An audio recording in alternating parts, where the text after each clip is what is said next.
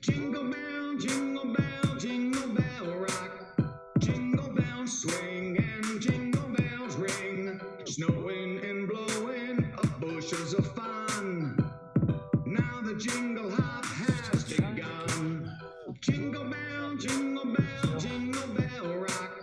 Jingle bells swing. Frustrating. Jingle bells ring. But it's okay. Snowing and blowing up I mean, bushels of it's not okay. fun. But Now the jingle hop has begun. I wasn't gonna do it, and then it just kept creeping up on me.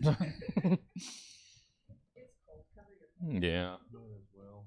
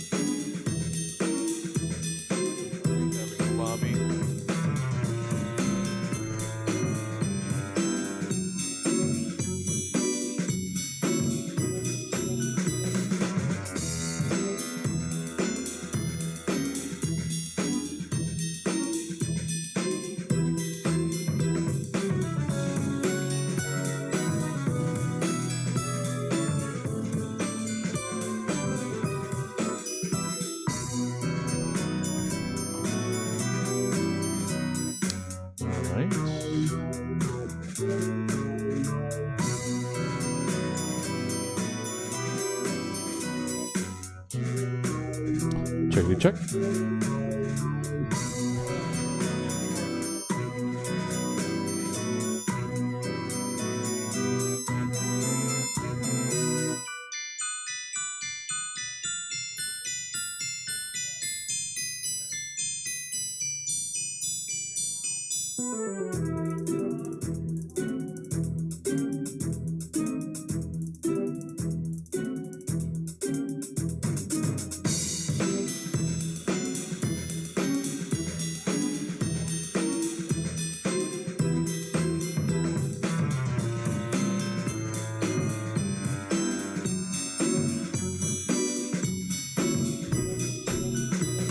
Doodle-doo.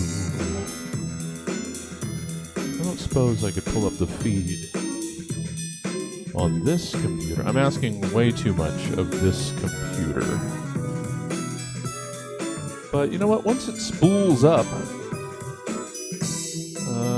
it actually kind of runs again. It just takes... If I want to do anything with this laptop, I basically have to start it an hour or two before I need to.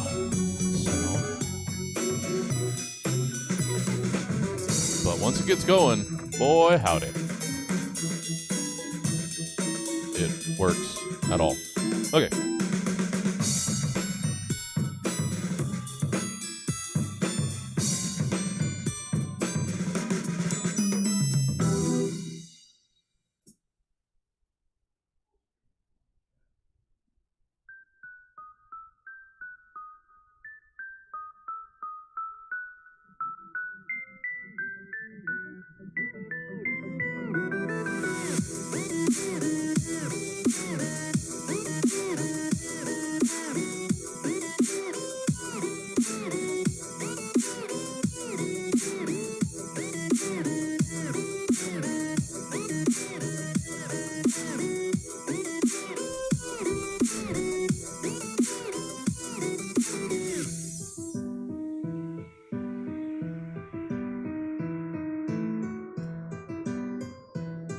Not a problem, David.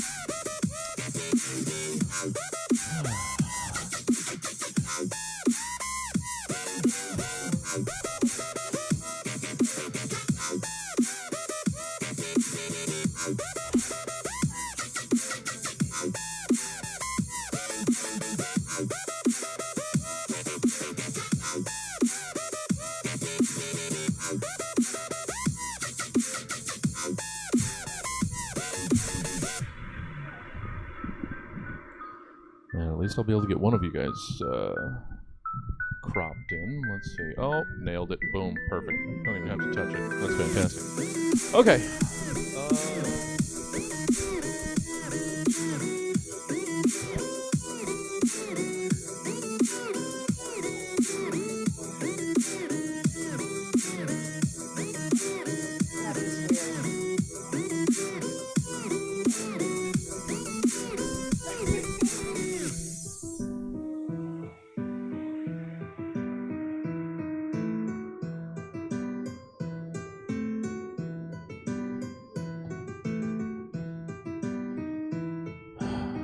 Biscuits.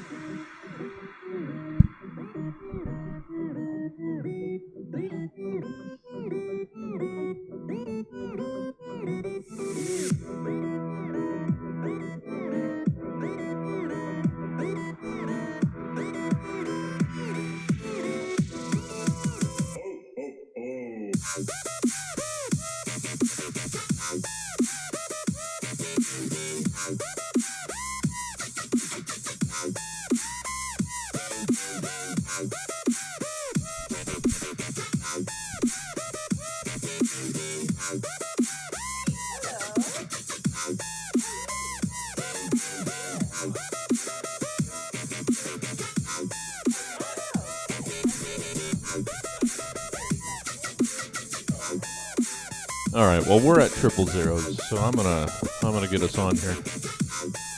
Oh, you and Jack just keep being needy Nellies on the stage.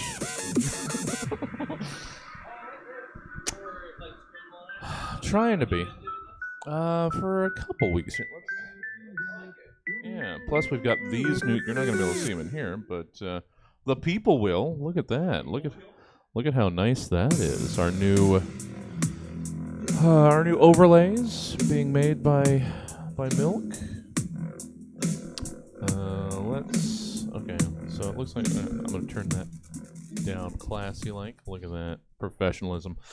Oh hell yeah! Speaking of professionalism, Is this thing on? Daniel Kessenich, you son of a no. Hello. Hopefully, well, I was told there was a bit of an accident out there, like by like Broadway or something in 34th, some Folsom. I'm not sure, but but I think Daniel's in Midtown, so he has no. I don't know. He should have done what I did. Go from the opposite direction. That helps. You'll avoid it altogether. Yeah. If you're coming from another, place altogether, then you're going to avoid it. This is the mistake that people make when it comes to traffic. You have to start from a better spot. Yes, if you can avoid it. Yeah. By not being near there. Yeah. Then. And frankly, that's on you. Yeah. Yeah. I Live did. somewhere else. Sorry, idiot. not sorry. I did buy this house intentionally, right? So. Oh, is this our pre-sale? Yay! We have more audience to buy more. I mean, one. Your audience. I count Did we do stab before? I feel like we were on a stab together. Don't recall. I don't think together. Maybe I was just in the audience because I feel like I've personally seen you do stab. I think you guys were in the audience. I think so. When you recommended me for the first time. Yeah. Yes. Which I will never forget because I love this stupid show. It's the best show. I love stab so much. It's my favorite thing to do in town. That's why I'm doing this now. Like I'm not doing shows right now, but I'll do stab. You know what I mean? Because it's just fun. It's fun. Yeah. That's where I'm just at right now. It needs to be mostly fun. I'm happy with my 4-ish shows a month. Yeah. I'm doing fine there, Will. I mean, that's quite a lot. 4 shows a month that's busy. That's busy. Yeah. I don't want to be busy. No. Yeah. No, I had to pump the brakes on 2 regular shows a month. Well, actually, I mean, if we're counting the mic, then it was more than that. But yeah. And then the music show I book is so easy. It's not like that doesn't take any real time. So I didn't need to step away from that. But yeah. No, thank you. I'll do it again, but it's just It's the winter. I need a breather. Yeah, I just Well, it's funny you should say that because I typically really enjoy like the holiday season in a comedy scene. Like there are some really fond memories that I have in like sort of, you know, the community and everything. Yeah. But this year I just feel weird about the holidays. It's like I think it's just because I felt unprepared for it. Like it snuck up on me because I'm a holiday guy. I really love Christmas. And it's just now I don't have the time for it and it makes me sad. We haven't even put up our tree. We don't have a tree. And now I'm trans, so I hate the holidays. I'm just sick of my family.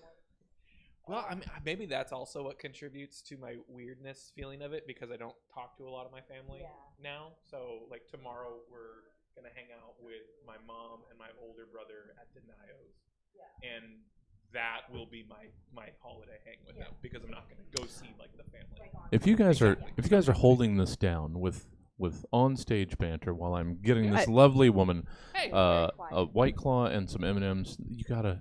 Proper mic technique, guys. Well, we're doing it for the right reasons. Sorry about that. We're doing it for us. Can you get me a water, by the way? I can.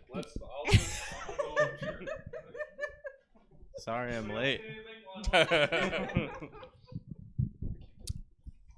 How's it going?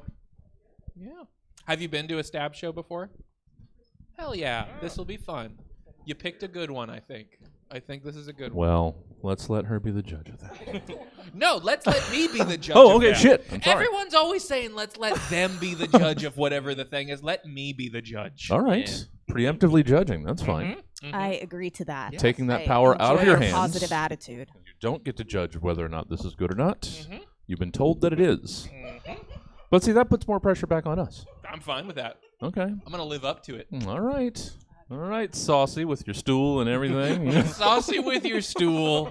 Come on. Come on, Jesse. Hey. Did you know what you did there? Oh, that's my old Tumblr page. Yeah. Saucy with your stools. Saucy with your stool. It's back. Did you know Tumblr's back? Yeah, they had to bring it back. Oh.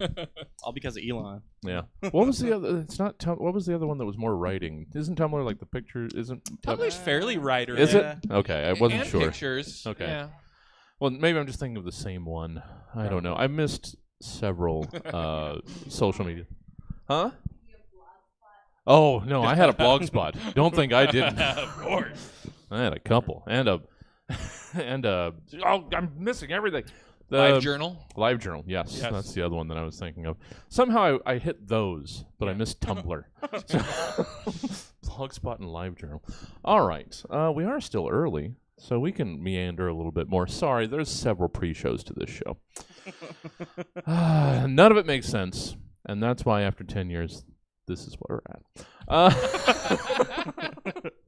No, it's good. It's quality. You've been told that it's gonna be. Yeah. And Don't make me a liar, everyone else. Oh yeah. Oh wow. Now you're putting the pressure on. Yes. You could have told me this yesterday. Like I didn't know the expectations. So for our audience member and for and for those online that don't know the show too, even though we could leave it up to John Alston, it's a bit vague. So a couple days, like yesterday, technically, it used to be longer in advance. I'm going to try and get back to that. Gave these folk some stuff to write about that they just saw for the very first time. And about 30 hours. Yeah. Let's call it about 30 Yeah, this hours. was a longer stretch than is usually allotted. That's not. This is a lot more advanced notice. And did I take advantage of that? Fuck no. Yeah, likewise. I squandered it. That's the thing. We generally give them a day and a half, 2 days. And I used to be over there, and I knew. Didn't matter how much. I could give you the prompts. Of course. The minute after this show ends, I give the next panel the prompts, and they won't start until noonday of. No. I never did. I start immediately when I get them. I'm scared of things. Oh, good. I appreciate your frightened work ethic. That's good. That's what I need. We all need motivation. A model stab That's citizen. to instill Fear that works. fear into. Yeah. Yeah, it's Yeah. a great Fear motivator. is the best motivator. Mm. I find. I don't know what others there are. What other motivators are there? It's the best by default. Yeah. Because it's the only one you operate on. Who is it? Was it Twain or some asshole? Thank God for last minute, for without it, nothing would get done. Yeah, Yeah. that's Yeah. me. That's entirely. Yeah. Is that? Am I like saying that proudly? No. No. It's terrible. No, just presenting a fact. Yeah, it's anxiety-inducing all the time. Okay. Oh, Milk starts brainstorming ASAP. Sure. Milk Surface, another panelist on the show. I would never touch them until I was ready to settle down, because I don't want any thoughts getting in there. Oh, I actually kind of do like Yeah. I like doing a first pass with Jacqueline. We'll do what we call first thought theater, where it's just it doesn't need to be good, basically. Just what's the first thought? Because we like to just completely ignore any real improv approach to you need to jump to the third thought. No, we go with the first thought. Yeah, because we know we're funny. Yeah. Sure. Why second? Why triple guess it? Yeah, exactly. Why even first guess? And then later, it's all right, the first thought wasn't good on this one. Let's do it. Or maybe it was, and then we'll make it better. I'd get started, and then once I got hung up on something, jump to the next one. Oh yeah, and just jump to the next. I'll write a sentence at a time. All right. Well, there's the process, guys. Yeah. You're getting so much bonus content. I make an Excel spreadsheet with Oh, synonyms and I'm just kidding. Oh no, but you should see my spreadsheets. I know everybody's. That's the first step nowadays. I get your guys' last two shows. I see which ones you've done most recently and try to avoid those. I'm being generous so that you don't do the same thing every time. You don't care. It's really a lot more thought than I thought you were putting in. Oh, well, thanks. To our relationship here, so I appreciate that. Thanks. I'm glad it's either transparent or not noticeable. One good. of the two. Yeah, that's good. That's good. I try so hard and nobody cares. All right. We're here, aren't we? That's true. That's true. Damn it. And I think with that, why don't we get this program started? Official. Roughly 24 to 92 hours ago, Stab's team of comedy scientists commissioned 3 specific humorists to give various potentially comedic takes on several random topics, which they will now perform for the first and likely last John time Alston, are you still in alive? front of a live studio audience in a show called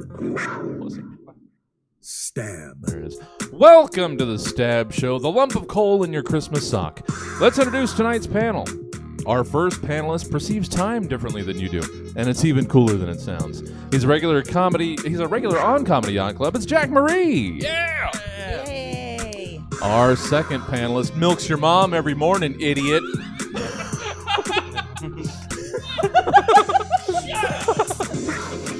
He does. He's the once and future producer of Meantime. It's Daniel Kessenich. Hey, it's me. And our third panelist digs custom moats for area noblemen at prices you have to see to believe. He's the co-host of Worm Takes. It's Cory Barringer. Hey. And I'm your host, Jesse Jones, still more popular than Figgy Pudding, but just barely. This is Stab, a triumph of something or other. And hey, if you find yourself in the extremely lesser Midtown Sacramento area on a Saturday night at 11 p.m. within radio reach, why not tune in and listen to Stab on 103.1 Cuts FM. Yes, we're on the radio. Or cutsfm.org for those of you fortunate enough to not be near Sacramento. Now let's meet tonight's panel. Jack, hi there. Hello. How are you? Pretty great. Yeah? Yeah. Is that it gets dark at 5 o'clock, and I love that. that is, I do like that actually. Yeah. Yeah, I really don't. No. I'm like a Get one? plant, and there's not enough light this time of year, so I'm grumpy. Oh. But other than that, I'm fine. Oh, so you're lying to me. Yes, Okay. it was a lie. What is this relationship based on? I- What have you been up? Well, I know what you've been up to. You've been doing a lot of sketch recently. Yes, I have been working on our sketch show, Mhm. Transsketchual. It's a lot of work and more fun. So Hell yeah. yeah. Yeah, sketch as I've grumbled to everyone. Sketch the most effort for the least return. I'm gonna have to show you a Splunky the Tapeworm T-shirt, and I think that's all the return we need. Yeah. All hell Splunky. 2 episodes in, already got merch. Yeah. I mean, when it hits, when it hits, yeah. When Damn, now I you wanna know see you've got a Splunky. marketable character, you run with that. You don't leave money on the table. No. Is what that means. Yeah. We were surprised by the reaction to Splunky, and we loved it. Sure. Just drive that character into the ground, and then you gotta. They love it first. You have to make them hate it, and then make them hate how much they love it. It's a cycle. Yep. Well, I'm glad you guys are doing so well with that, and Comedy Yacht Club tonight as well. So awesome to have you. Thank good, you. so I good. love this show. Oh, well, we love you on this show. Daniel! Yeah. Hi, it's been a while. Yeah, it has. Yeah. How you doing? Not too bad. I mean, I was pimping me time just because I love it and I want it. But you've been busy starting your own business. Yeah, trying. Yeah. Making rugs. Yeah, It's been fun. it's a craft that you forgot is still a thing. Yeah. It seems like it's coming back Yeah, in a it big came way, back. though. It came yeah. back hard. Yeah. Oh, are you on the crest of the artisanal rug making? Or Not at all. No? On the outskirts, though. Okay. The outside looking in, trying to get in. I've been seeing the progress. Thank Don't you. think it hasn't been seen. And I mean, they were good early, but they keep getting even better. Thank you. I So, appreciate that. You got a website for that yet, or anything? What was that? You got a website or I have an Instagram or something for it? It's Paletero Perro. Okay. How do you spell it? PALETRO.PERRO. Okay. So we had to keep the animal themes after Yeah, had- after had- Gelato Gato. Yeah, Gelato Gato switching over to Paletero Perro. And the ice cream theme. Okay. I mean I recognized Gelato. I didn't recognize Pala the other one. Yeah. Little ice cream man. Yeah. Well, check that out. Maybe we'll try and one of these days I should update all of your guys' contacts. I don't, but I'll try. But we're just dazzling with our new overlay. It's you guys can't see. I mean, you shit. can't. Oh, I Yeah. thought you Oh, were referring damn. to those.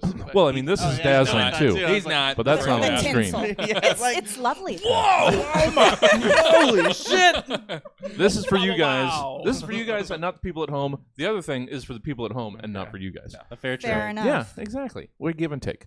Daniel, good to have you back. We're gonna get you back to producing around here again Hell yeah. too, because we love me time so much, Thanks for having me. so much. Of course. Corey. Hey. Seeing less of Corey nowadays. Yeah. Isn't Except it great? not. Except actually not. Yeah, it's funny how those like self-imposed breaks work. Is like you make the silly announcement of like, hey, I'm gonna take a little break, and then you just keep showing up at shit. And you're like, I thought you were gonna, and you're like, yeah, what are you gonna do about it? You know. But yeah, I have though been taking a bit of a breather from produced shows and that kind Sure. of thing, and mostly I just want to do the fun stuff like Stab. Yeah. So yeah. This and of course Sunday. Yes, we got a music show coming up this Sunday. That'll be a lot of fun. Yeah. And but yeah, other than that, I've just been trying to be a person again and Sure. just like breathing a little more and Yeah. not feeling the weight and pressure of shows. And just kind of enjoying myself, playing a lot of PS2. Oh, damn. Yeah, Some It's been Spyro? great. Not at this time. We Okay. have owned Spyro before, Yeah. but mostly lately, what's been heavily in the rotation with my wife and I is a Wheel of Fortune game that is very bad. It's a very bad game. Yeah, it doesn't have Pat Sajak in it, but it does have Vanna White, who's Yeah. like really the star of this video game, and it's just the worst pre-recorded segments that they have. It's really like akin to like the VHS games that you would play back in the 90s, where it's like, That's sick. way to go, player 2. And then it'll linger on the shot for just a little bit too Well, because long, you have to and her pause. face falls and she'll suddenly have dead Oh, no. eyes. Oh no. It's so sad. Oh, it's so sad. It's the audio animatronic Vanna White. Yeah. Just powers That's down. what it feels like. Okay. It just powers down immediately and then it switches over. But yeah, so I've been having a hoot and a half. It's been great. I played the only one that I had was the old NFL Mm. VCR game. Oh yeah. Yeah. Most of them were like puzzle based, like board game Oh, type no, things this that would was- have a VHS component. with This them. was I don't know if it was a card or a roll or didn't know there something, was and What? and you played and that was your next play. Wait, what Was- the hell? Yeah, That's so weird. How is that possible Yeah. with a VHS? it's. I mean, Gosh. You learn which ones are coming up pretty quickly. Yeah, I can imagine. Yeah, I'm sorry, Daniel. You missed the whole VHS board game craze. I really did. Those were wild. Those I really were wild. Had no idea. Yeah, no yeah. idea. Oh, yeah. Yeah. Well, that's a wonderful trip down memory lane. But let's get to the actual show. Oh, pre-show number get 3 is funny done. And now we're into the actual program. It's segment 1. It's reorganization. I think we all like to think we're pretty smart. Or, smart enough. Or at least not big old dumb fucks. I don't know. Maybe not exactly. But I do think we do all think we're SWSKB, or someone who should know better. And then we go and do dumb anyway. So what's the use of knowing better in the first place? You know what? Forget I asked. And while you're at it, forget what else you might think we know SWSKB stands for, and give me who or what else SWSKB might stand for or represent to you. Jack. All right. Well, this is one of the ones I wrote last night. Nice. All right. I love a qualifier. I was up very late. Having trouble sleeping. And I figured out what SWSKB stands for me. Spouses who snore, keyless bank. It's a soundproof metal coffin of nightmares with just enough oxygen to keep the bastard alive until you've gotten in your 9 hours. And it's keyless. You can't lose the key. It just scans your retinas. And if you lose your retinas, we offer 24-hour support. We'll break into your bank before the oxygen runs out, or your money back. That's a good guarantee. Yeah. All right. Thank you. Yeah. 9 hours. What A full 9. What are you, a house cat? What? A little bit. Jeez.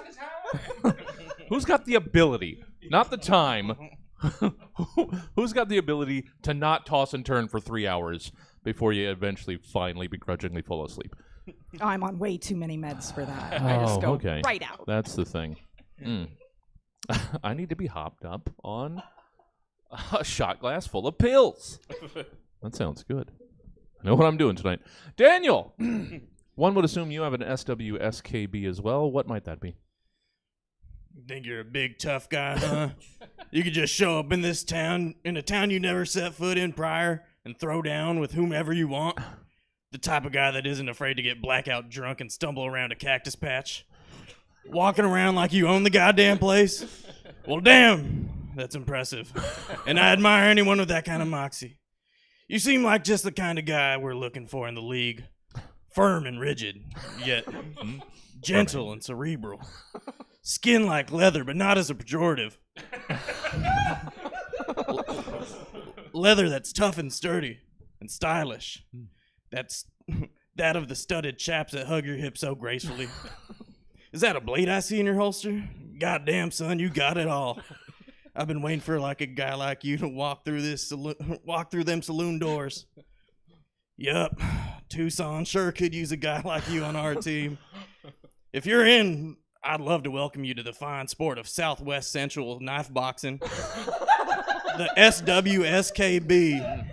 What do you say, champ? That's great. I saw where the SW was going. The SKB got me. And we love us some sensual knife boxing. Yeah. And isn't that suede, the nice leather? Is that what you're describing? Let's go with it. Not in the not pejorative way. You're Yeah. describing his skin's like leather and soft and I think that's suede. I don't know. Like I own suede. I own a comedy theater. I've never seen suede. Too rich for my blood. Not in one place. Sure, I've seen swatches. I mean, yeah. Yeah. I've been to a Men's Warehouse. Yeah. Never bought anything, but I've been I've there. been kicked out of several men's warehouses. Just face pressed against the glass at a Burlington coat factory. Like a street urchin looking at a bakery. Oh, drooling at it like a duck hanging in a window. Oh, look at that. Corey. Yeah. How about you wrap us up with our first segment already with your SWSKB? knucklehead. It's me, tiny little Tony. Do you want to kickbox my tiny little ass? That's what I thought. You're not made of the right stuff. Not yet, anyway. But lucky for yous, I got a coupon for my brand new academy. With the purchase of just one kickboxing class, you get 10 improv classes Oh, shit. at only twice the regular price. It ain't a good deal, but you ain't such a hot ticket yourself. Watch out, I got 1 million of those snappy retorts. In fact, that's my speciality as an improv kickboxer. You set 'em up with your big dumb personality, and I knocks them down with my Groucho-esque wit.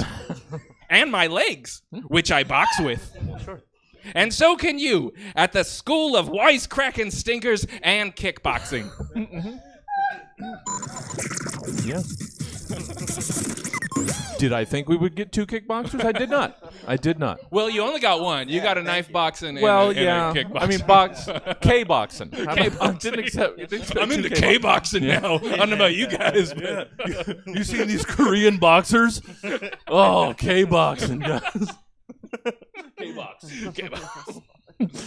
Oh, yeah. I can still say that, right? Segment 2, I don't know. Pickup lines. Segment 2 is pickup lines. The holidays are fast approaching, and who wants to experience them alone? That's kind of shit spill, right? Or completely free of shopping anxiety. One or the other, and only one of those 2 options. But Sacramento's got all sorts of festive options. Sorts festive of you know what? Almost got through it. But Sacramento's got all sorts of festive options for finding love, so why not try to hook up with some of them? I don't think I understand dating. Anyway, here in this edition of Pickup Lines, you'll be giving us 3 chat-up phrases to or from the following local holiday events. Felice something something. I'm not sure why I did this, but... And then when I got halfway through, or, well, yeah, 2/3 of the way through it, I realized we don't have as many events as I thought. Which is why you got what you got, Corey. So, Jack, the first one, and we do this 3 times around. 111 222 Serpentine. Such is segment 2. Jack, let's hear your first pickup line. To or from the Downtown Ice Rink. Did you fall hard enough for me the first time, or do you need me to make you do it again? Yeah, you get up. I'm going to bruise them knees. This is a red flag and a pickup line. Aren't they all? They should be, yes, the best ones. Usually. Daniel, let's hear your first of 3 pickup lines to or from the old Sacramento Theater of Lights. Are you the old Sacramento Theater of Lights? Because I'm willing to risk getting stabbed or shot just to see you glow. Yeah.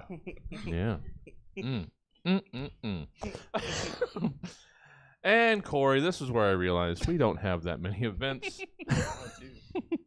Yeah, I looked. Sac 365 gave me nothing else. Corey, let's hear your pickup line. Your first of 3 pickup lines to or from free downtown holiday parking. Hey, my friend thinks you're really cute, but he's very shy because he's a free downtown holiday parking space. All right. I'm waiting for the rest of the story to unfold. You know me. Oh, yeah. Even if I didn't, you set up the scene beautifully. Yeah.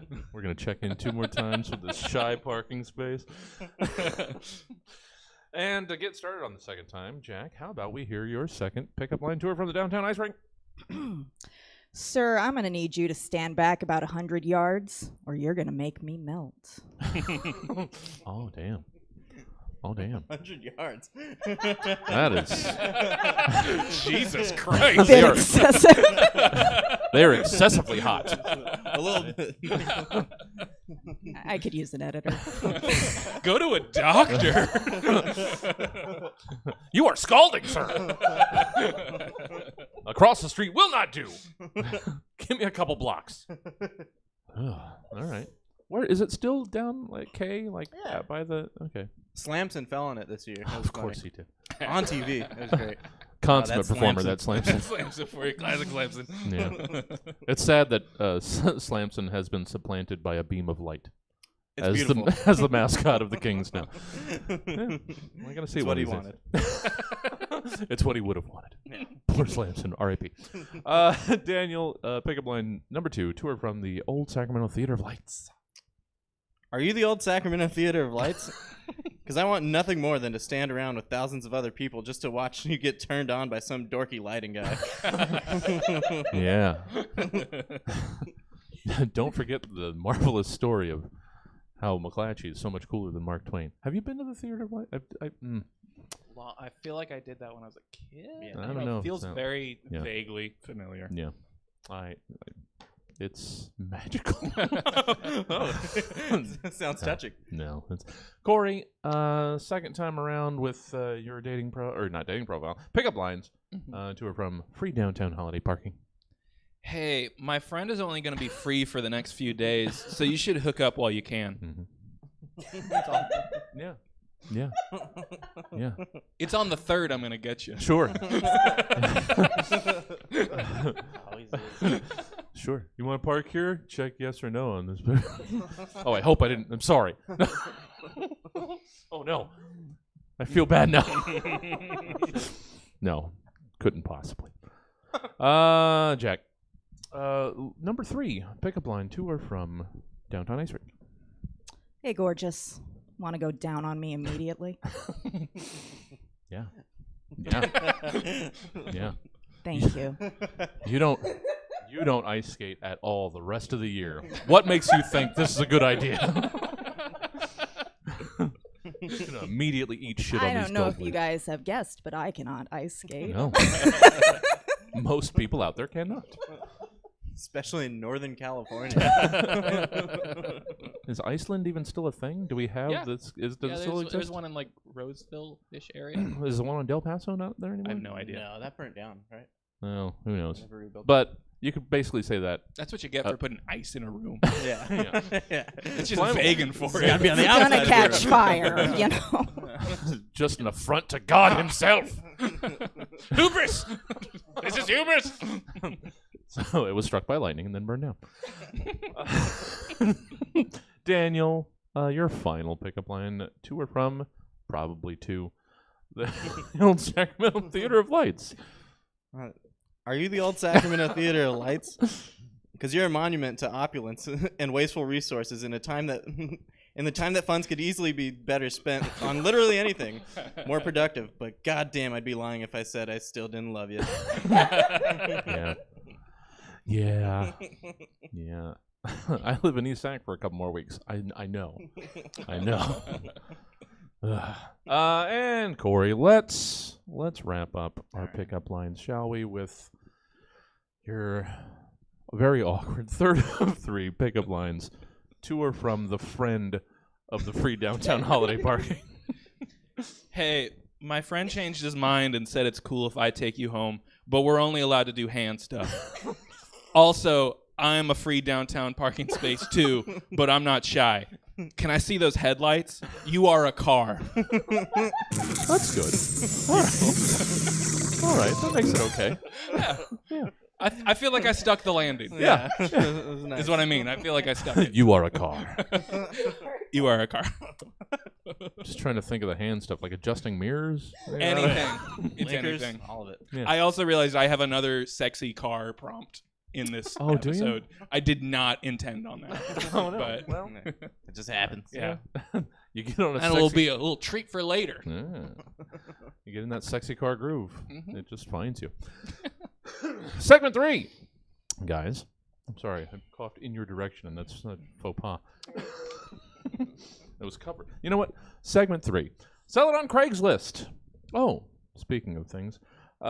Sometimes you find yourself with too much crap. Like a whole house full and a storage unit. And you're moving in the middle of December. Sometimes you might find yourself in that sort of situation. I hope you don't, though, because it's kind of a lot. Anyway, when you're faced with 2 mountains of belongings looming over you, you need to turn to Craigslist to try to unburden yourself. In Sell It on Craigslist, you're asked to give us your Craigslist postings, trying to sell the following things. I apologize, Jack.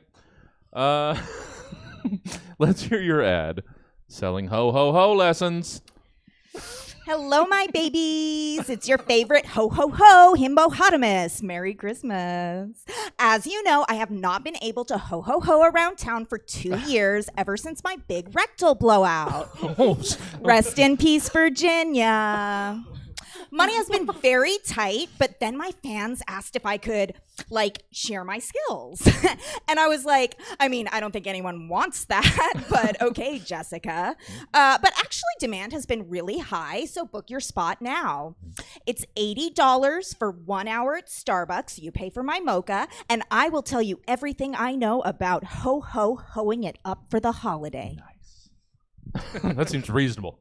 That seems very reasonable. A nice price. Yeah. We're just getting together, sharing ho-ho-ho and secrets. Poor Virginia. No. No. Is it the state, or was that the name of... I don't want to know that much information. We asked a lot of Virginia. Oh, my. Moving quickly along. Daniel.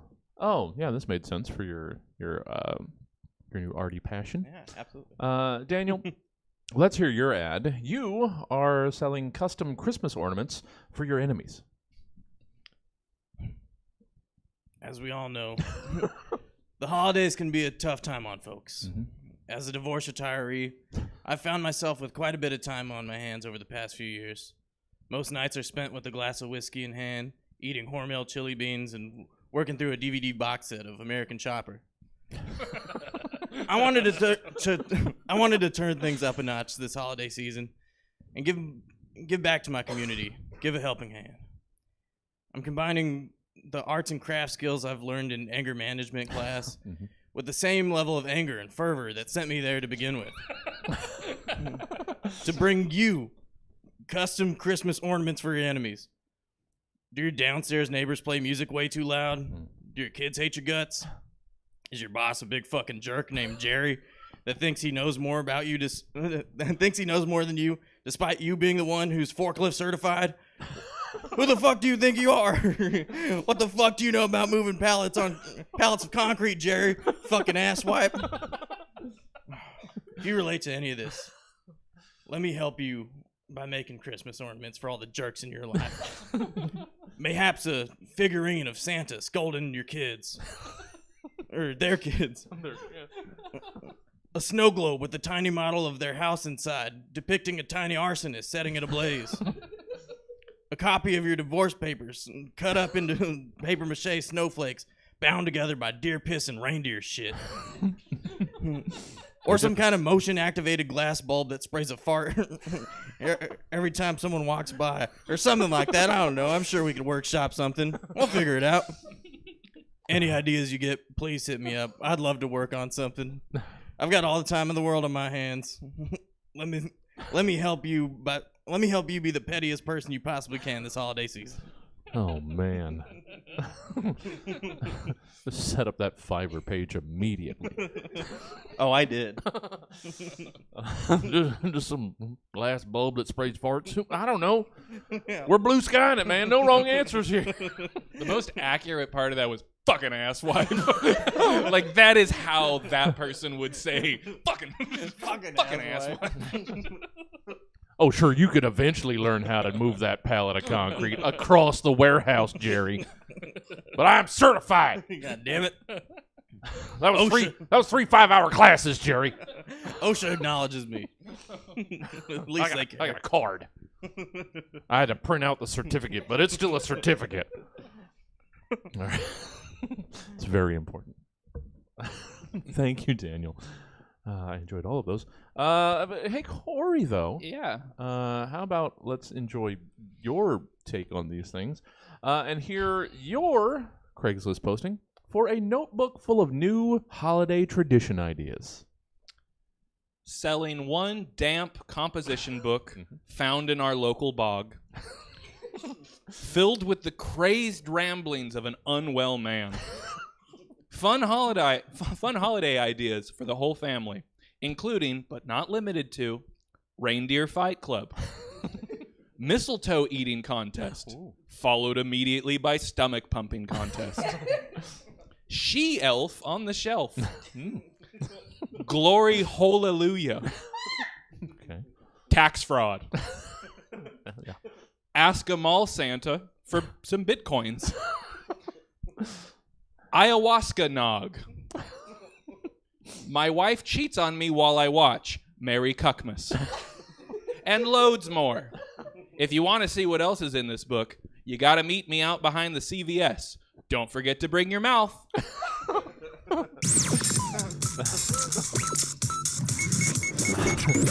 Doesn't have to tell you which CVS. You'll know. No, it's a local Craigslist. It's the CVS. It's that CVS. You know what? If you show up behind any CVS, you're Chances probably... are I'll be there. Chances are someone will be waiting for a mouth. If there's a CVS and a dumpster behind it, then there's somebody needing attention. Oh, no. Guaranteed. No, oh yes, Daniel. Oh yes. Oh, yeah. Not oh no. It's a Christmas miracle. Segment 4. It's pseudo-pharmacals. I don't know if any of you have done this one. I hadn't, and I love this one. Good. This was such a fun idea. Good, yeah. It was when we introduced 5 new prompts all at once several months ago, and then haven't done any new ones again. You know, they come in spurts. Like sassy stool. No, it wasn't sassy. Saucy. Saucy and sassy. 2 different things. Clearly. Though usually, saucy stool comes from someone sassy. Moving forward, please. Segment 4 at Pseudo-Pharmacals. What fills us with warmth and a feeling of being loved and safe? Friends? Family? No, silly. Drugs. They can take your crazy brain and make it think you can fly, or fight the moon, or just breathe properly, or not have syrup-thick blood. Be they illicit or prescription, drugs are pretty awesome. And so in Pseudo-Pharmacals, your job is to give us the rundown of 3 new mind and body-altering pills, sprays, salves, or smokes hitting the markets and the streets. And tell us what they are, and what they do. So let's fill some stockings, old Saint Hella Sick. I don't know. And I literally wrote, I don't know in that one because I didn't. Jack, let's hear your description of this new drug. The ones that I name like shitty drug commercial drugs, I always have to get a run up real quick and make sure I got. Okay. Jack, let's hear about Brobloxyn. Brobloxyn. Shortly after Jack began his gender transition, he started to experience strange symptoms. He was suddenly always up for a keg stand. He felt drawn to play frisbee golf every weekend. Things really took a turn when Jack found himself passed out in Las Vegas with 2 Sigma Chi brothers he met on his flight and a handful of bottle-blonde Midwestern girls. That's when Jack went to his doctor and found out that he wasn't alone. Roughly 1 in 6 trans men have a genetic risk of becoming bros. But now they don't have to, thanks to Brobloxyn. Brobloxyn is a once-daily tablet that targets your lack of purpose and self-awareness directly. Relief of symptoms might begin immediately. Most patients saw complete remission in only 30 days. Take charge of your masculinity. Talk to one of the 6 gender-affirming primary care providers in your state about Brobloxyn today. Yeah. Side effects include cryptomentia, wandering orgasm, Dave Matthews Lung, sudden Chris Angel rabid fandom, or scarf, elevated risk of fart attack, puka shingles, prank foot, buffalo wild wendigo, and in rare cases, Johnny diphtheria. I mean, is it worth the risks? I don't know. You got to weigh. Talk to your doctor about it. You got to talk to your doctor. Talk to your doctor. Yeah, you need to talk to a professional. I don't know. Yeah. I'm just an actor. Wandering orgasm sneaks up on you. Yeah. Yeah, that'll get it. And I did give you Brobloxyn before I was sure it was Jack. So it wasn't even on purpose. Either way, I would have enjoyed it. Yeah. All right. Well, thank you, Jack. Brobloxyn. Ask your doctor if it's right for you, bro. Oh, and shit, I didn't even think about this one either. I'm accidentally a genius. Daniel, that's my autobiography. Daniel, let's hear your description of your new drug, Purple Garys. Psst. Hey, man. You look a bit down now. You look like you'd use some cheering up. I've got just the thing for you. It's a fucking blast of euphoria straight to the dome. Over a decade and a half in the making. And the best part is it's homegrown right here in Sacramento. If it sounds like something you fancy, I can point you in the right direction. You're going to want to head down to Golden One Center. Enter through the team store. Once you're inside, go to the first elevator on your left. Ask the elevator operator to escort you to section 307, row 4. He'll know exactly what you mean. From there, he'll take you straight up to the roof. You're going to see a group of gentlemen donned in head-to-toe King's gear. They're going to give you a handful of purple Garys. They're these pills that they'll give you a spiritual boner that you'll never believe. You will die without a doubt. I can't stress that enough. But your soul will immediately shoot into the heavens. In that moment, you'll experience pure bliss. See that big beam in the sky every so often? They want you to believe they want you to believe you see it every time the Kings win, which is bullshit. And a hell of a cover-up. In reality, every time you see the beam, another purple Gary got his wings. Now go on. Head down straight to Doko and make your city proud, damn it. Oh, is there anything we can do? I know you're going to the games a lot. Is there anything we can do to try and get naming the beam Purple Gary to catch on? Can we just do that? It'd be great. Light up Purple Gary! Purple Gary shine! Oh, come on, guys. All like 8, 10, 12 of you guys online. And you in person. I mean, I believe you're influential too. Purple Gary. Cory. Oh, well, I can see why you were thrilled with this one. Cory, let's hear your description of the new drug that you're pushing. 23 Skidoos. We fade in on a young boy asleep at his school desk. Uh-oh, what do we have here? Looks like little Jimmy fell asleep during nuclear warfare class again. Wake up, Jimmy. A sleepy boy is an exploded boy. Now, the general public may not notice anything unusual about Jimmy's lethargic tendencies, but in fact, he has what doctors call a distinct lack of pep. It's a crisis sweeping our beloved nation, but fear not. Newly patriotized German scientists have been working around the clock to develop a miracle cure for this affliction. They call it 23 Skidoos because the cure calls for 23 separate doses daily. That's a pill for every hour, minus one set aside for prayer. Let's take a look at Jimmy's friend Sally after she's had her afternoon Skidoos. Notice her tiny pupils, clean fingernails, and aggressive attention to detail. Now that's pep. Say, what's that you're working on now, Sally?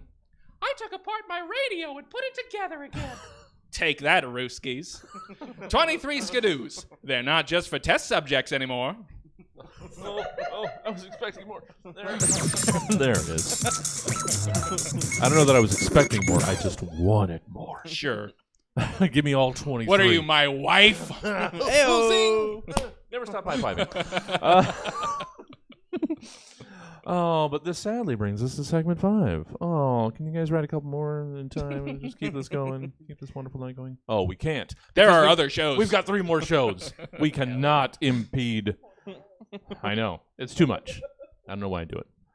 So check it out. If you guys want to see 8 o'clock, Willie Listen, 9 o'clock, Comedy Yachtclub, 10 o'clock, the Tonight Play. Or, at home, just rip off the knob.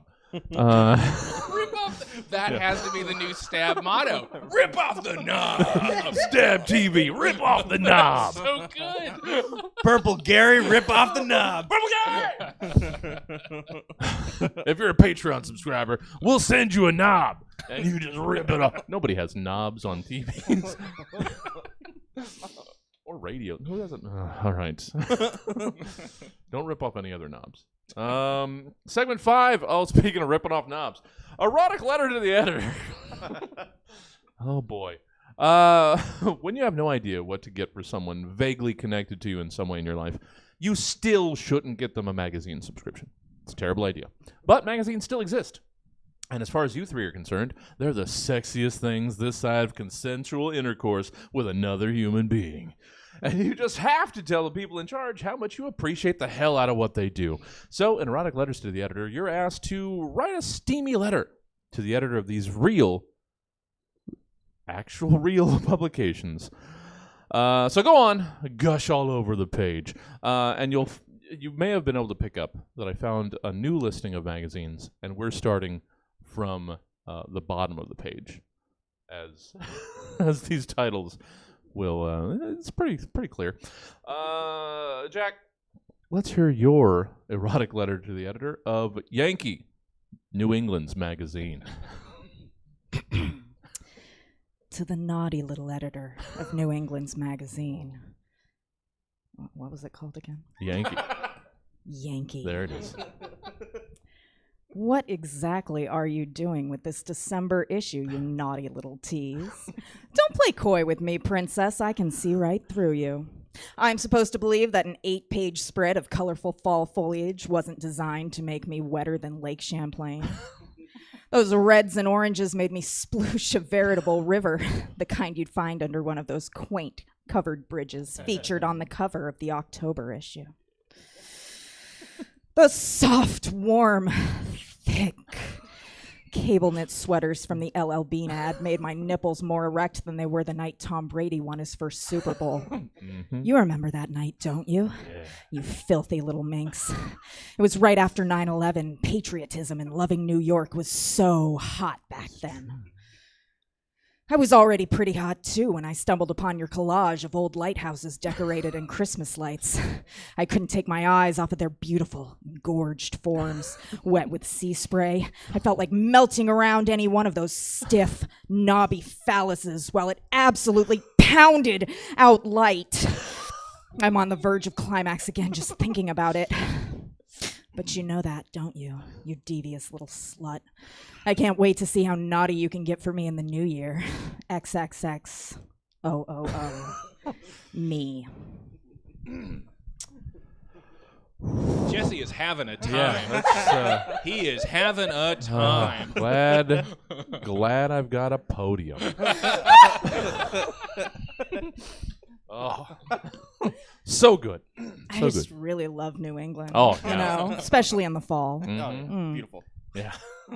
Those turgid lighthouses. Just rippling with usefulness for semen. Oh, there it is. Okay. I can't believe I didn't work in a semen. Oh, sorry. Jack, hey. How could people enjoy more Jack Marie in their lives, should they choose such a thing? Should you want to. You can see me every month here at Comedy Yacht Club and this evening. Also, trans schedule, I don't know the date, over at Comedy Spot, but it's coming up and keep an eye out for it. It's your premiere all trans sketch comedy group that anyone is aware of. And then you can follow me on Instagram for any other crap like my art, which is, you know, sometimes a thing I do. And that's Himbo Hotimus. I had to change it recently. Himbo, it's like bimbo, but you're a dude. You don't have to wear a dress, which I really like because I'm just in it for the airhead aspect. Himbo Hotimus. Sure. On Instagram. Thank you so much. Thank you. Thank you, Jack. And don't think that people haven't noticed and appreciated that you're one of the few people that stares straight down the barrel of that camera, right into people's living rooms. You know your camera, and you give the people that that lighthouse eye. Just guiding in the semen. Yeah. No. You took wholesome semen and you made it filthy. Yeah. Oh, thank you, Jack. Daniel, again, playing to the crafty turn your life has taken. Sure. Let's hear some of these I think were partially on purpose, some of them they just happened that way. It's just, I had 3 ideas and I doled them out. Daniel, let's hear your erotic letter to the editor of Vogue Knitting International. Are those knitting needles in your pocket, or are you just happy to see me? Mhm. Ha ha ha. I'm joking. Knitting humor. You get it. Ah, what I'd give to be able to knit you a little cashmere bikini. Just to unravel you like one of those sexy like the sexy little ball of yarn you are. We don't even have to keep it to just us. We could bring some friends along. We could hit up Joanne's or Michael's anytime. From the second I laid eyes on you on the 2015 lingerie edition of Vogue Knitting International, I just knew I had to reach out to the editor one day and confess my love. Find me on Instagram at Knits and Tits for the time of your life. Knits and tits. Knits and Tits. Yeah. Well, it happened. Hey, folk. We'll be getting started with the 8 o'clock show, around 8. Good to see you. Or hear you. Mostly here. Hey, Daniel. Hello. How can people enjoy more Daniel Kessenich in their lives? I've got what's it? When's Scene Kid? Yeah. The Scene first Kids? Friday. Second Saturday. Yeah, You're second wrong Saturday. on both counts. Second Saturdays. Yeah, Here second at Saturdays at Stab. 9. Gonna bring back me time Yeah. soonish. Yeah. And other than that, you can follow me on Instagram, Paletero Perro, PALETRO.PERRO. Nice. Learning how to spell. Learning how to spell your own username. Yep, it's a new one. Yeah. Oh, well, yeah. I've enjoyed everything that you brought around, Daniel. I was even just scrolling through old ideas and saw Wikipedia again, and don't think I wouldn't still want to do that. All right, there we go. Got the two artsies getting that. Art Connect. Yeah, do it. Support local art, guys. There's still 9 days till Christmas. I'm sure Daniel can whip out a rug in that time. Yeah, please. Speed rug. If the price is right. Yeah, I can do it. Well, thank you, Daniel. And Corey, hey. Yeah. Before you send us off to Willie Listen in a couple minutes, how about you let people know where they can get more Cory Barringer, where they work in bank? Yeah, so probably the best place to find me right now would be on TikTok, just my name, Cory Barringer. I post a bunch of silly stuff there, as well as Twitter and Instagram. Both of those are at Hunky Cory. Sure. And, I'll pop up here and there around here sometimes. So, I mean, if you watch this, you'll see me. Yeah. So, And if you wander in this Sunday, Cory will probably be I'll here. probably be around. I think I'll be at that show, yes. No, that's awesome. Looking forward to it.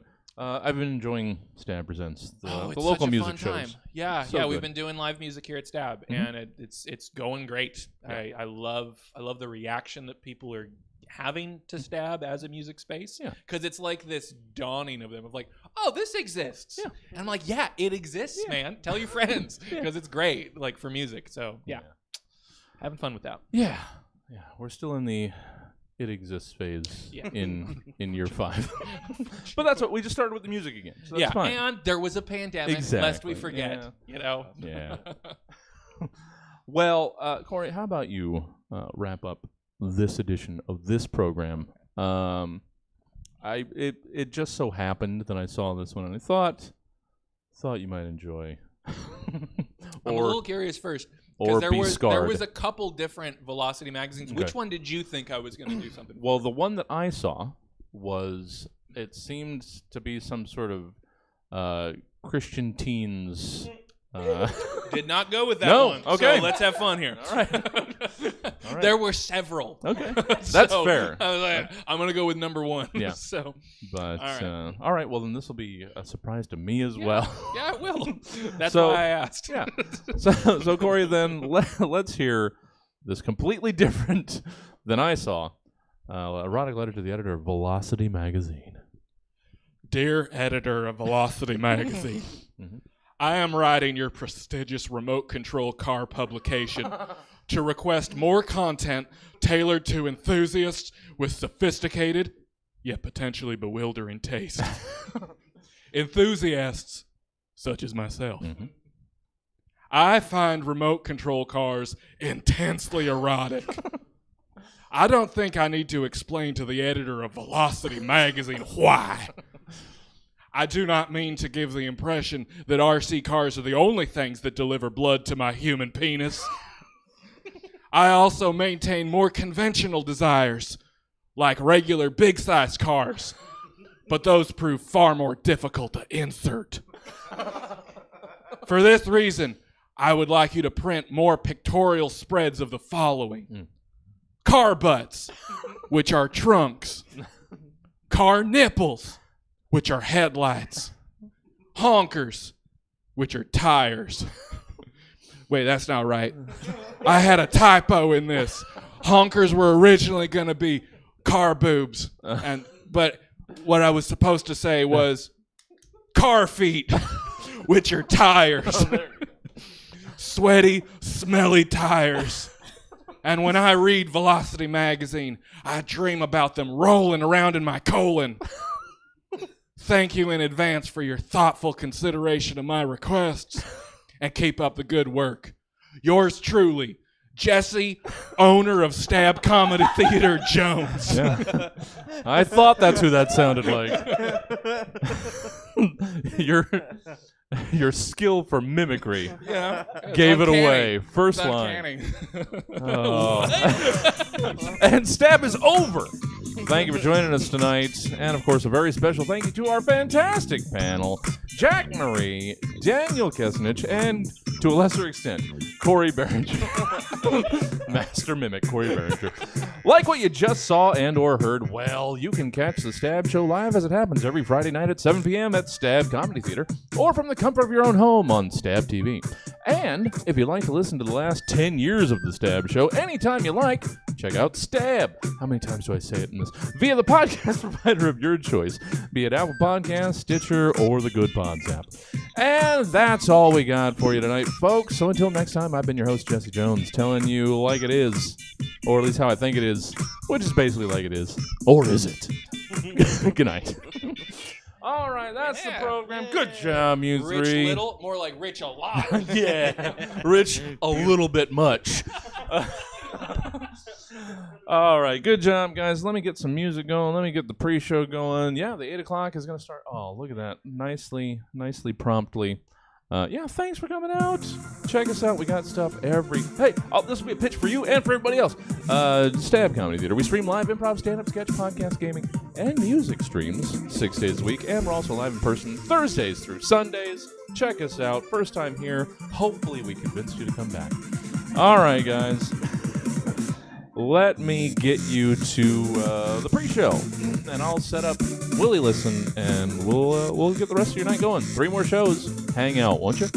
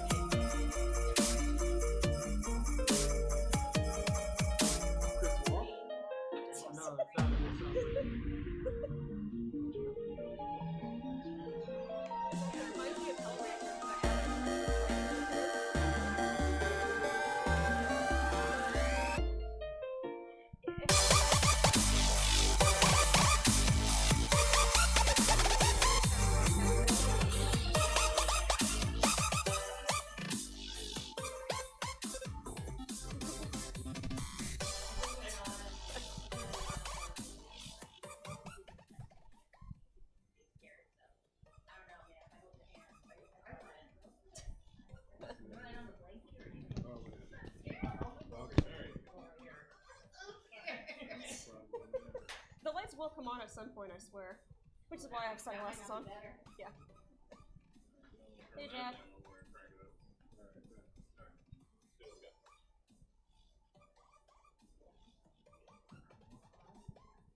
Yo, with the song on the track. Blacks. Up in the back of my house like trophies. Did y'all think I'ma let my dough freeze? Hold please, you better bow down on both knees. Who you think taught you to smoke trees? Who you think brought you to ODs? Easy E's, Ice Cubes and DOCs. The Snoop D-O double G's. And a group that said motherfuck the police. Gave you a tape full of dope beats to bump when you stroll through in your hood. Or when your album sales wasn't doing too good. Who's the doc that they told you to go see? Y'all better listen up closely. All you niggas that said that I turn pop or the firm flop, y'all are the reason that Dre ain't been getting no sleep. So fuck y'all, all of y'all. If y'all don't like me, blow me. Y'all gonna keep fucking around with me and turn me back to the old me. Nowadays, everybody wanna talk like they got something to say, but nothing comes out when they move their lips. Just about. I want to take pictures. So hang your stockings and say your prayers, 'cause Santa Claus comes tonight. Here comes Santa Claus, here comes Santa Claus, right down Santa Claus Lane. He's got a bag that's filled with toys for boys and girls again. Hear those sleigh bells jingle jangle, oh what a beautiful sight. So jump in bed and cover your head, 'cause Santa Claus comes tonight.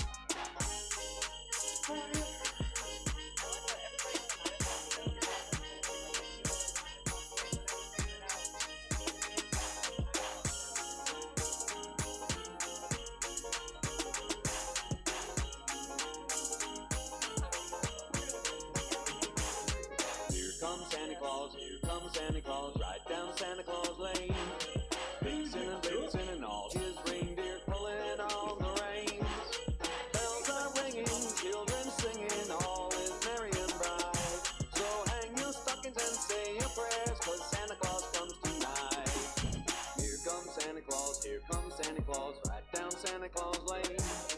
He's got a bag that's filled with toys for boys and girls again. Hear those sleigh bells jingle jangle, oh what a beautiful sight.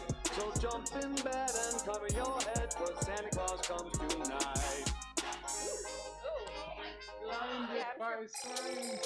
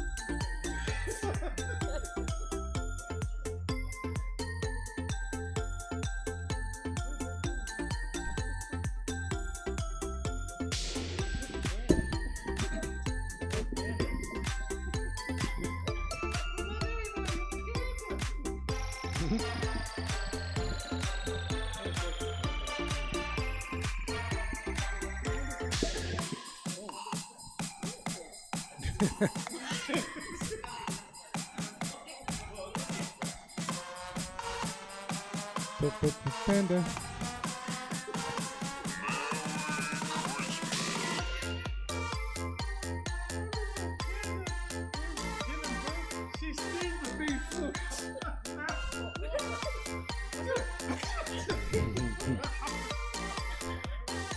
Died? No, he didn't die. The thing flew out. And he was like, "Wah!" But it was just waiting to see. She had a sneeze.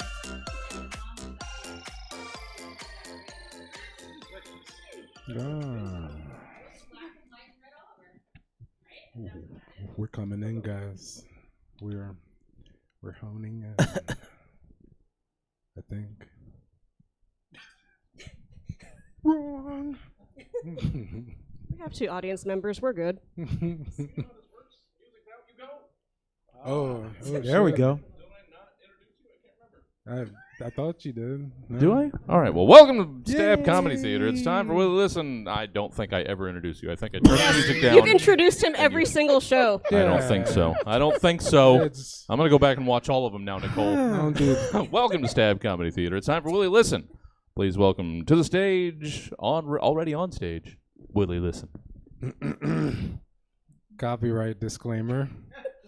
Section 107 of the Copyright Act of 1976. Allowance is made for fair use for purposes such as criticism, comment, news reporting, teaching, scholarship, and research. Fair use is permitted by copyright statute that might otherwise be infringing. Nonprofit, educational, or personal use tips the balance in favor of fair use, y'all. That's where Mark comes in handy. That's Mark. Oh, yeah. Jinx knows Mark, by the way. He was a, what was that guy? Big Sexy.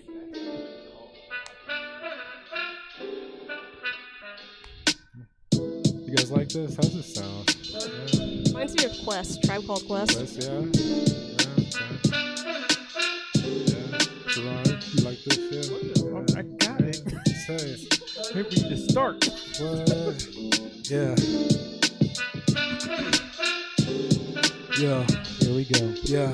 It's the dag nabbit, that dang rabbit, the one with the bad habits, like saving up all his carrots for the cabbage. Willie, listen, you couldn't check us if you had the baggage. Nicole is savage, but she'll tell you that she's average. And the Mad Hatter had it, she displays madness, and that's just her pure mood. We not talking sadness. My whole squad is an enigma.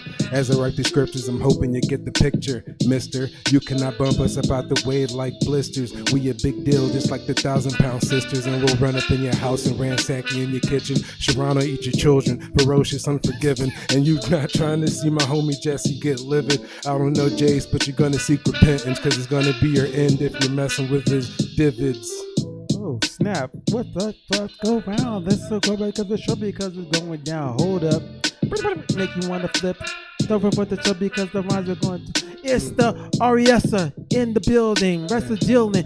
A serious production is what we're resisting with the fitness. And I can't be soft. Yo, Willie and Nicole. It's such a show. Let's get the hip hop going because it's time for you to be known. Here is the spot, the return, the rest to make a desk. It's the return guest. It's the RES, the R to the E to the S. Oh, yes. Make you want to come with smiles with respect because what you expect from the heathens, making reasons, and make you want to come back because we're getting even. Make you want to something from the rise of the true believing. I'm a poet on the toilet, make your soul so deep. And when the scrubs are TLC, but I don't get the crease from them no more because I've been doing the floor to make you shut the comb at the store. I don't think about time anymore. I'm going to get real sick because the people want to come was sick. My name is RES, relax to make the listers, and this the rum shaker so wrecked. The fact that this is yo check 1 2, yo check 1 2, check 1 2 3 4, check 2, check 1 2, baby check 1 2, baby check 1 2 3 4 1 2. That's right. You know what? Time to get started. All right. I can't help it. You got me getting the bug. Cut a rug. I can't do what I gotta do, and we gotta come off now. Is it true? I love orange soda. Yeah, I do. Do you? Gotta make sure you do. Crush or squirt? Oh, is it crush the squirt? Squirt orange soda. It tastes more. Citrus. Yeah, Citrus soda. It's a citrus-based soda. Like 0.1% juice in it. Yeah, but there's juice, regardless, and that's some type of nutrition. This is Willie Listen, and we have people here. That's surprising me that there's people in the crowd. Shout out to Sharon. That was dope, brother. And that was definitely fun. Willie Listen, this is a little music podcast thing that we do. Our buddy Jesse in the back holds it down for us, and we pretty much choose music all based around a theme. This month's theme is special seasonings. So, songs, sounds, commercials, jingles, whatever the fuck That's what type of show this is. It took a while to get here, but we were here. We started from the bottom, now we're here. Whatever it is. Yeah, COVID derailed us last month. Yes, I was concerned. All right. But yeah, man, you get the gist. And we go through some music, we shoot the shit. Not actual shit, but Oh, I'm disappointed. we do. I'm sorry. Seriously. I mean, we can fling some poo if you want. Turn on Jason's mic. He said good work. The night is young. Turn on Jason's mic. We are going to do it a little differently here. Our pal Sharon here, my featured rapper who killed the beat. We're going to go ahead and get started. Yeah.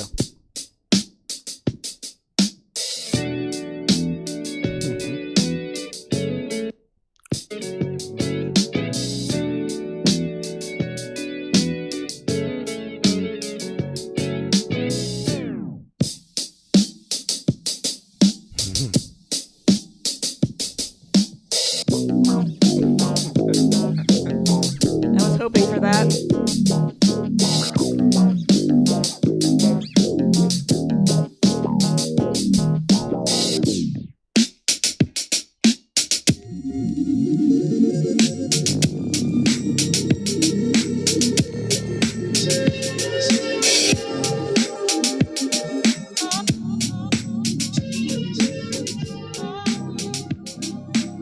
Are you rapping on this? No. Oh, I kept waiting for you to come. We were just vibing. There's a little vibe moment right So if What's you going know on there? the song itself, all the three of them have the same drum beat. It's just in different ways. The first song was it's not the Ice Cube. It's a Good Day. It's Footsteps in the Dark by the Isley Brothers. Yes, Sorry. Anyway. yes. Thank you. And then the second one is Thundercat. Them Changes. And No you, matter move. yes, there you go. And then the last one of that is Jay Diller's Won't Do. Who's? Oh, Jay Diller. Oh, Won't shit. Do. Okay. I didn't know. Yes. And they're all using the reason why I'm saying the seasoning, especially, is because that same drum beat was using all three songs, but in whole different ways. Okay. Or like you know when you hear "It's a Good Day" from Ice Cube, it's the same beat, just looped. But that one's like, oh, let's try something different. What I really like about that one too is so the Thundercat version is just the Isley Brothers drum track, Flying Lotus on keyboards, and then Thundercat on bass. Yep. And it's amazing with just those three musicians. Well, two musicians and a drum track. Anyway. Oh, yeah. His was his first one. I don't think it was his first album, but Drunk. It's on Drunk. Cosmogramma. No, it's on Drunk. Oh no, I was just saying like that album was the first Oh, album okay. that got me into Fly Low, and I mean that's just a sick album. So hot take, Flying Lotus is a much better musician than a horror movie director.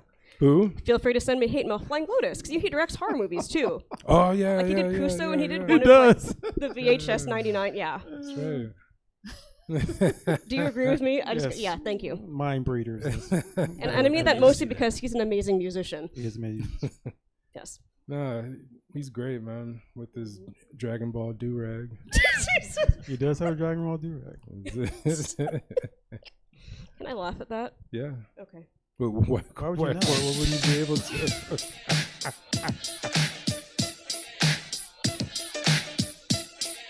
Wait, here comes the holler.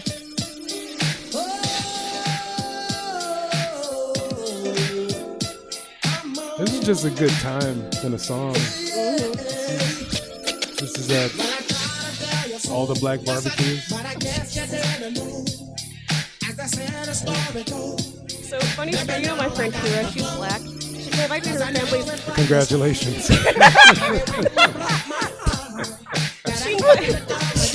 I need a kill. Like, she's black. She's like unfriending me right now. Anyway, she invited me to her family's barbecue, and she's like, "Don't ever show up on time. Show up hours late because no one shows up on time." And I showed up 2 hours late. Everyone's been there for 2 hours. And looked at me like, "Well." So yeah, that was kind of awkward. But. 2 hours late. You got me. Yeah. I have a story with this song. So I DJ for a living and stuff, and I had a DJ wedding who had a bunch of correction officers, and the other side was like just a big white family and stuff. So I had a choice between playing "Fuck the Police" or this song. I chose this song, and then they told me to turn it off. I don't know what was the mindset of that, but it's like, why was this song the bad one? I had my other song was "Fuck the Police," but okay. I mean, I feel like that song would have went over. I think they didn't like the Return the Mac part. They just like, what are you trying to say? It's like, you can't touch it no more. All right, fine, I'll touch it no more. I don't know, man. I think "Fuck the Police" is for everybody. In front of correction officers and the blue flag wave, they had a black and white flag with a blue, and I was like, oh, should I put "Fuck the Police"? Should I? You're in the wrong place, boy. Woodland. So I looked up why Mark Morrison wasn't around more, and turned out he went to prison for a while after this track dropped. Oh, damn, really? Yeah. Maybe that's why they took it. That's a special. Yes. That's a special seasoning. Bam. He went to prison. I mean, R. Kelly's releasing albums in prison. He could have done it too. I didn't think about that.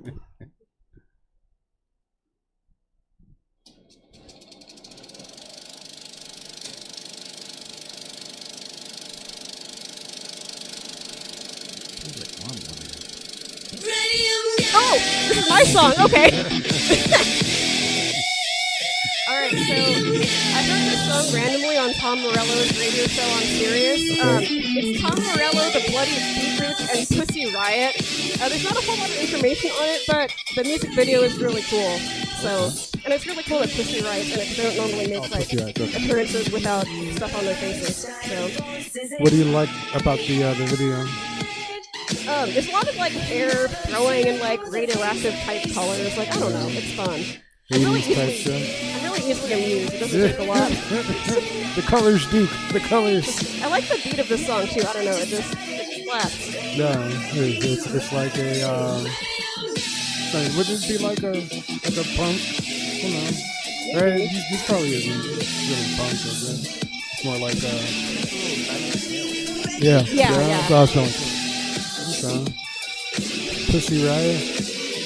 I've heard of them. Yeah. Little Trent Reznor. Mm-hmm. Trent Reznor. He does scores. Mm-hmm. Yes, he does. With Atticus Ross, right? Mm-hmm. All right. Pretty. I haven't heard that before.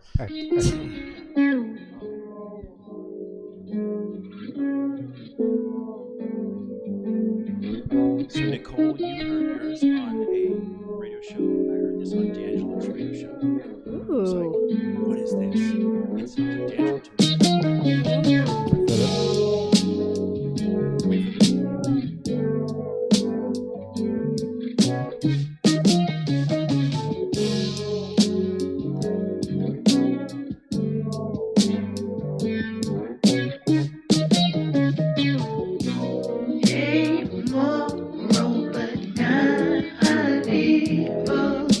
Unintelligible lyrics. Which are perfect. How many people are singing at once? It sounds like at least two, maybe It's three. one guy. Dang. And my favorite line is, "No one will fuck other robots." I might. That's a shame. They need loving too.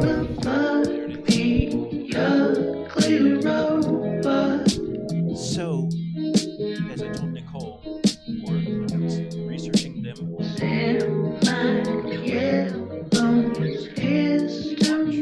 Ooh, sweet. What's the name of the guy? The band's called Unknown World Orchestra. That's a lot. Yeah, it is. And the song's called Ministry of Alienation, so it is a lot. Okay. No, that was super tight. Like I actually began to play. I was all like, "Fuck yeah!" Yeah, they're considered like progressive rock. Yeah. Or psychedelic or something. But like, there's progressive, there's Okay. soul, there's all kinds of stuff. There's a group called Porcupine Tree. Yes. I think Yeah, I feel like that's like the other vibe of that too. Okay. It's pretty tight. Daddy like. So this is Macy Gray, as I'm sure you could tell by that. But actually, Natalie Cole also provides guest vocals on this track. Okay. It's one of, I think, the last one she did before she passed. Wow. And yeah, I like the vibe of this. Snap. Yeah, Natalie Cole's gone? yeah. When it hits the chorus, you'll start hearing her a little more. Because actually, I saw it on TV first on Letterman, and I was like, oh shit, that's Natalie Cole. It's kind of how I got into this song because I wouldn't have watched this for Macy Gray. Oh, I heard. Gray's good. Yeah. Did you see that her brother was on Queer Eye last season? Really? Yeah, because it's like, why got all these Macy Gray gold records? It's like, well, I'm her brother, and they're like, what? Well, I keep him here, you know. He shines them. Buffs him out. Do I have anything else to say for this song? Oh, will.i.am plays the piano on this. Oh, Very that's pretty cool. And apparently they made the video deliberately similar to the video for When Doves Cry by Prince. That makes sense. There's a connection. Yeah. I can see it. Do you think Macy Gray is kind of cut from like the same cloth as who's the one chick you had one of her songs here? She's from the '90s. The one Can you be slightly more specific, sir? the black chick from. Can you be the slightly 90s with the guitar? Tracy saying Chapman. Okay, yes. Yeah. Do you think I they're? wouldn't compare them. No, really. No. Like Yeah. different voices. Oh, yeah. And singer-songwriter. Macy Gray's singer. Plus, She writes songs. She probably writes. Yeah. I feel like Tracy Chapman was much more like politically inclined too, if that makes sense. Like she definitely yes. had more of a message to her music. Yeah. I believe that. I guess I try to say goodbye and I choke. Remember when she wore that dress to an award show that had like, it was sequins and it had like her album name and like drops on January 23rd all over it, and it was like, Damn. Smart. Yeah. That is smart. That's marketing. yes. Do you remember she showed up in Scary Movie 3? Yes. And she showed up with like all the rappers, and it was all like, "Why is Macy Gray here?" And then they all like started shooting at each other. I was like, Macy, what are you doing? Oh wait, that one was just played. That's okay. Hold, please.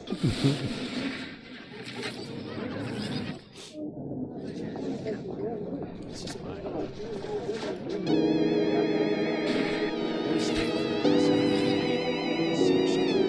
Oh, where?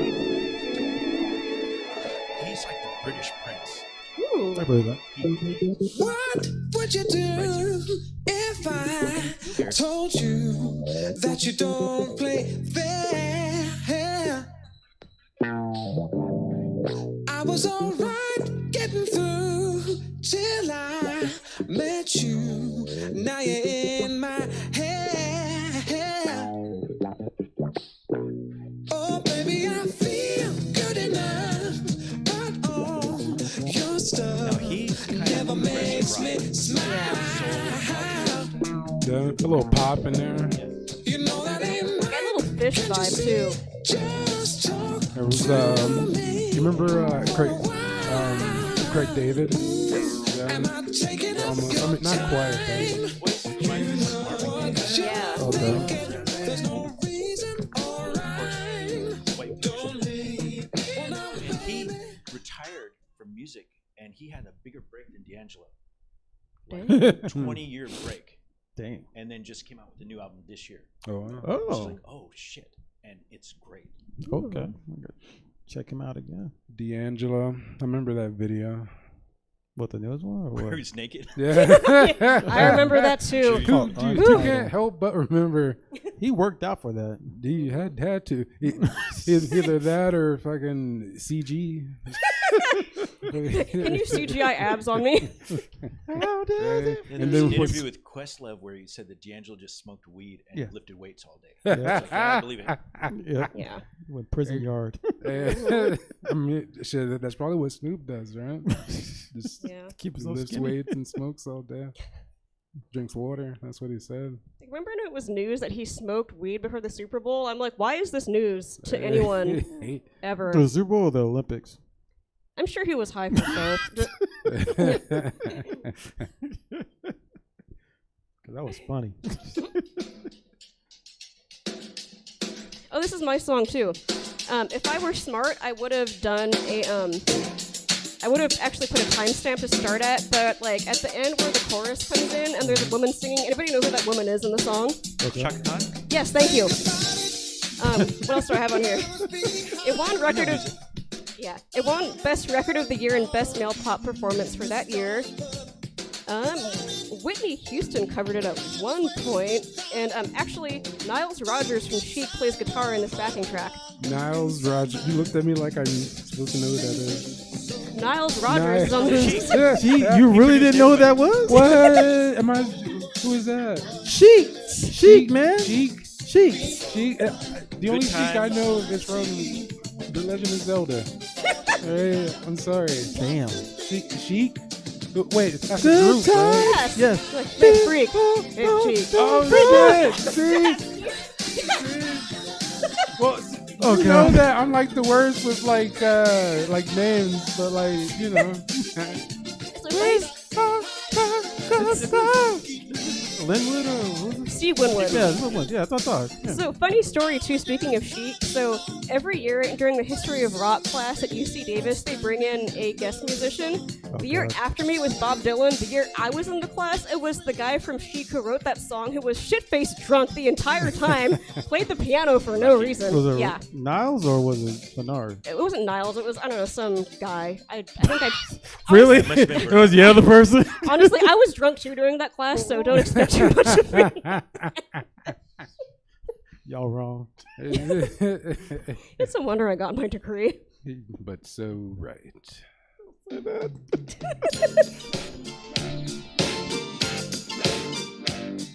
Purple.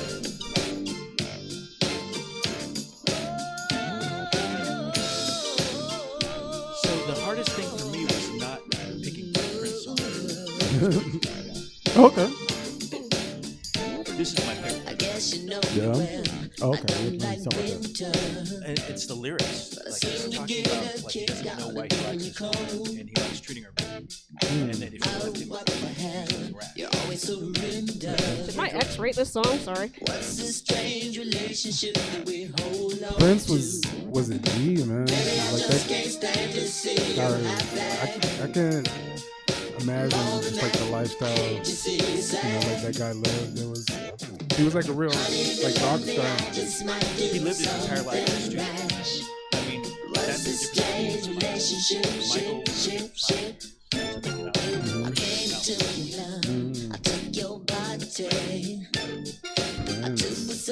between I have like a demo of this that he wrote on the piano from like 1983, and I've got recordings of him rehearsing with the Revolution, and so like he came out with it years later, and it's like this song is jamming. Yeah. What's your thoughts on Purple Rain, both the album and the movie? The song is not my favorite at all. Yeah. I don't really like the song. The album is great. I like the movie. The acting is a little sketchy. Yeah. But Apollonia, topless. Yeah. Yes. And Morstay and Jerome are awesome. Oh, yeah. Mm-hmm. But, you know, it's iconic. Yeah. And Prince should have stopped acting at that point. He had to throw one more in, you know. He had to do Cherry Cherry Moon. Moon, it was actually pretty good. When? I mean, What? acting-wise. What? Better than Purple Rain. What was this? Under the Cherry Moon? No. Wow. Black and white Prince and Jerome, yeah. On the French Riviera, Mhm. like maybe in the 50s, I'm not sure, but they're gigolos Yes. trying to get rich women. Oh, shit. And Prince is trying to get this millionaire heiress, and it's cool. It's not a great movie, but it's funny, and it's closer to what Prince was than Purple Rain. I mean, because you see him joking around a lot. Yeah, and he was yeah. funny. Yeah. Did he really know how to play basketball? Oh, yeah. Of course. Yeah. He was on the high school basketball team, and 5'3". Oh, so sure. he better be able to play. Or Muggsy Bugs over And here. so it's funny that he likes Spud Webb. Oh yeah, yeah. Makes sense. More Spud Webb. Spud Webb was like fucking dunking though. Oh, yeah. Right? Like, I saw him he won. at a club here in town. It's like, that's him? It's like, yeah. Surprise, huh? Well, I mean, you can dunk on me for sure. I saw Morris Day in the Time live. It was okay.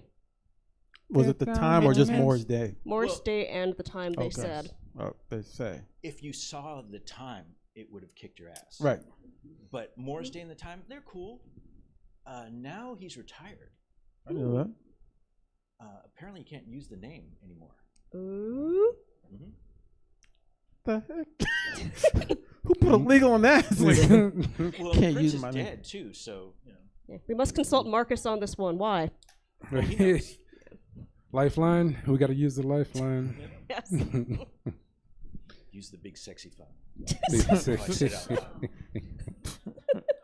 I'm going to hell. See you there. See you there, buddy. Actually, the next show is going to end in hell, so stick around for Comedy Yacht Club at 9. So, Superman. Oh, I like this song. me too. So, as I'm sure Jace knows, everybody else, this is Phil Collins and Philip Bailey. Yeah, I saw Earth, Wind & Fire for the 4th time right before Halloween. It was amazing. His voice is still amazing. This is on Philip Bailey's solo album, won an MTV Video Award for Best Overall Performance, nominated for a Grammy for Best Pop Performance by a Duo. They lost to We Are the World. Makes We're in the sense. world. It's not a good song. But it got publicity as hell. And Dan Aykroyd was on it. Impactful song. So, I mean, you know the lyrics to this song. They're like some womanizing punks. You know that. You know, They're telling this woman she's easy. as a feminist, I have issues with this song. Yes. As a huge fan of Philip Bailey, I can't help myself. Even the way he was saying things. She'll make you wanna get on. Wait, so it is about loose women, or like okay, because It has to be. well, because I thought that they were like tender lovers. The what? It says you have to get it or you regret it. Yeah. Oh, okay. I thought that they were like She's an easy lover. like smooth, Check your heart and you won't feel it. yeah, smooth Won't forget it, yeah. Casanovas. No, they're just jerks. Yeah. It's just, no wonder they're rock stars. At least they're writing a song about it. Yeah. So it's kind of funny. The last time I saw Earth, Wind & Fire, I was the only person who screamed for Gary Bias on saxophone, and it was painfully obvious. But We're going, Gary! yeah, well, he's amazing. Seriously though, if you hear like the stuff that guy does, and After the Love Is Gone, it's epic. Anyway, Wow. I really like Earth, You're Wind better & than Fire. my friends. He basically is shelling out the outfield with Tejada in Oakland. Tejada! Tejada! Like, how does outfielders get away with that crap? Like, Don't you live in like Grass Valley too? What? Don't you live in like Grass Valley too? I do live in Grass Valley. Oh, good. That's where I sent that card to. Oh, okay. Okay. That's disturbing. It's Grass Valley, man. I'd like to add, I just mailed Sharon a Christmas card today, forgetting I would be next to him on stage in 3 short hours. I'm just surprised. I like Mel. Yeah. I do like mail. You know, I was like that's mail with cool. checks. Ah. Well, you're gonna be disappointed then. My birthday was this year. It was month. It was my birthday. Monopoly bucks. I'm not gonna lie, guys. We like ran through that playlist pretty. I thought you had quickly. mine. Seriously, I did. you did. We did yours. You only did one. You did 4 of mine. We did 2. I had 3 of right? them. Hold on. Let me check your. Yeah, you did all 3 of mine. I don't even know how I got 3 songs. Yeah. Well, Okay, if we have extra time, we're just gonna like talk about horror movies or something. Cause Okay. yeah. Well, here, hold on. Oh 'cause yeah. I had one that I here. Since we're gonna just leave the show, I got something. This was a so there's a Super Mario mod. Okay. and it's called I think it's like 4 seasons of plumbers, but I'm pretty sure it's a Super Mario mod based on Requiem for a Dream. Oh, damn. Because if you listen to this, it's like, because this is winter, and I don't know, I got like vibes from I really like Requiem. what the Kronos Quartet did with that soundtrack. With like the electric violins. Oh, that yeah, was yeah. incredible. I can never watch that movie again, but Oh shit! I hate to say it sounds like Bjork's Medusa album, where they basically all were doing all voices. She had Rozelle doing the drums and Rozelle. Yep, Rozelle. Godfather Noise. Jeez, I haven't seen that guy in forever. what happened to Sharon's other 2 songs? Yeah, they're right here. I'm sorry, Okay. Sharon. I'm like the worst. You even had an extra month, Willie. Come on. I know. Wait, yeah, that's one. You already did that. Oh wait, no, you did 2, didn't you? Because then you had like the mix of. I had the mix, and then I had 2 others. And you just did mine. Okay, The I Morris got one. you. I wanted to do Mark Morrison too. I like that story. Play it out.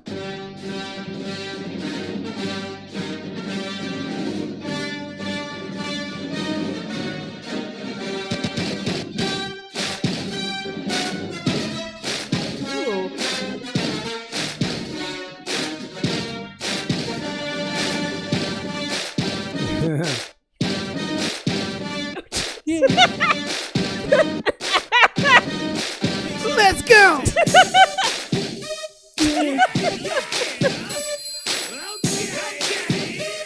That's amazing. In the club with my homies. So I found out that this DJ Carlo, he did a routine where he put the actual Star Wars Imperial March, and found out it's in the same key as Yeah from Usher. So I was like, that is interesting. Yeah. So now I play that routine whenever I go do shows. I'm like, yeah, I'll go do that routine. And I do. I approve. Yes. Definitely approved. You guys want to talk horror? Let's talk horror. What do you want to talk about? Well, so Jace does Thursday of the Dead. Woo! I'm impressed. Tower Theater. Oh, sorry, Tower. I'm fired. Right I've here. been there too. What's wrong with me? Read it. Grief. So I do this every month at the Okay. Tower Theater. I show it. Start off just zombie movies. It's kind of expanded. Okay. Like I showed Phantasm in October. Showed Demons in July. That's almost a zombie movie. It's close enough. I'm doing Dr. Butcher, MD. There's Okay. definitely zombies in that. It was known as Zombie Holocaust in Europe. Ooh. So I was handing that out last night at my screening last night, and this woman like pointed at it. She's like, "This is the part I'm interested in. It's like homicidal rapist." It's like, "What you're interested in?" The good Or part. sadistic rapist. Is that what it says? Sadistic. Sadistic rapist. Yes. And will the assigned VIP art print be drawn by you? Yes. So, see. All of my shows have a VIP ticket that you could buy. And so you get like an 11 by 17 original signed art print based on the movie drawn by me or painted by me. And then there's like a VIP prize package. So last night there's nothing really for One Dark Night that I could have offered. So I just had a bunch of movies and a mask from Halloween 3. Ooh. Oh, and the poster. Yeah. From One Dark Nice. Night. Thank you. Nice. So, like during Phantasm, the prize giveaway was a Phantasm Sphere Blu-ray set. Oh, that's nice. That had all the movies and a sphere, and it was cool. Yeah. And so, yeah, I try to do something interesting each time. I think the last one I went to was Burial Ground, and I don't feel like I shouldn't have been laughing during that movie, but I was. Oh, Burial Ground. Yes, you should. Like my friend Kat that was there, she's like, "That movie was stupid." So yes, it was. Yes. And she's like, "The zombies were the grossest zombies I've ever seen." It's like, yes, they were. Well, the thing that got me was the kid that was like dubbed by a man trying to sound like a kid. Yeah. Yeah. Michael. Yeah, We do that around the house. Like, Michael, you love my bosom. Oh, God. Ah. I actually filmed the crowd. I was standing in the back during that and filming them at their reaction. And I couldn't show it on my web show because boobs. So I had to blur that out when he bit it. He bit. Well, we bit it. Yeah. Oh God. Yeah. Well, it's worse than you think because he's like a full-grown man pretending to be a child, a 10-year-old child. Okay. Pretending. Well, he's ostensibly her son, and then he's trying to make out with her, like he's really jealous of her boyfriend. Oh, okay. And like trying to feel up his mom. It's gross. And then he comes back as a zombie, and he's looking at her boobs. She's like, I know you like my boobs. And she's like, go ahead.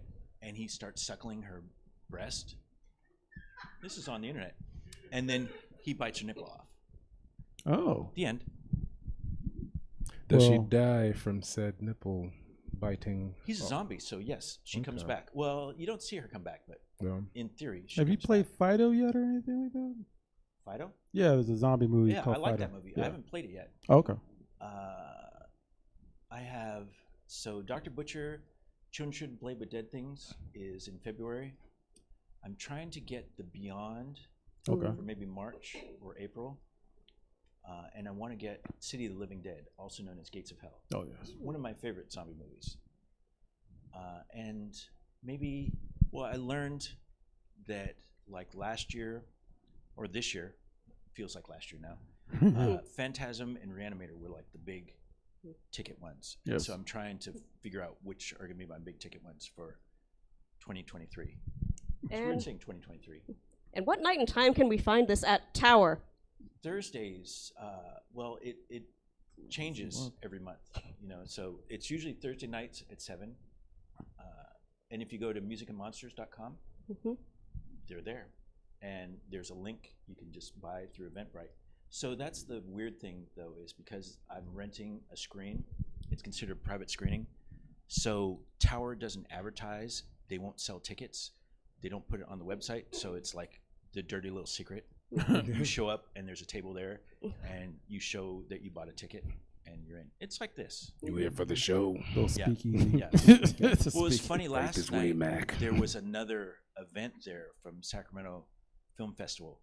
And so lots of people were coming over to our table thinking it was part of that. It's like, no.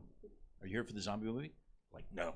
And then one person, she was like, oh, you're probably here for the wrong movie. He's like, no, I'm here for One Dark Night. He pulled out his thing and said, okay. You can't tell. I can't profile who's the horror fan and who's not. That's good. What's your favorite mainstream horror and your favorite like low budget horror films? My favorite mainstream horror, I don't really know what would be. Well, I can tell you my favorite horror movie is Dawn of the Dead 1978. Okay. That was the first one I showed at the Tower. Nice. And I saw it when I was 8 years old. I believe it. And so, yeah, scarred for life. Yeah. And I loved it and still love it. And for like modern horror, I like Hereditary. Oh, yeah. That's scary. Wasn't too bad. That's everyone. Did you check out Barbarian? I like Barbarian. Yeah. That was a good one. I haven't seen it yet. It's pretty. Yeah, don't pretty. read anything about it. Just go in. Yeah. Okay. Yeah. I'm you gonna have to. argue with that just a little bit. Oh, here we go. Because I really wish I'd known about the sexual assault stuff going in because I dissociated through the whole second half of that movie. So I had to watch it 2 more times to triggered, figure out didn't what's you? going. Yeah. So. Yeah, once Justin Long shows up, you're like, uh-oh. Well, and it was funny because I like Long? Justin Long usually, and it was like he plays such a good bastard. Damn. Yeah, he was a good bastard, huh? Yeah, he's a scream king, I guess you'd call him. Yeah.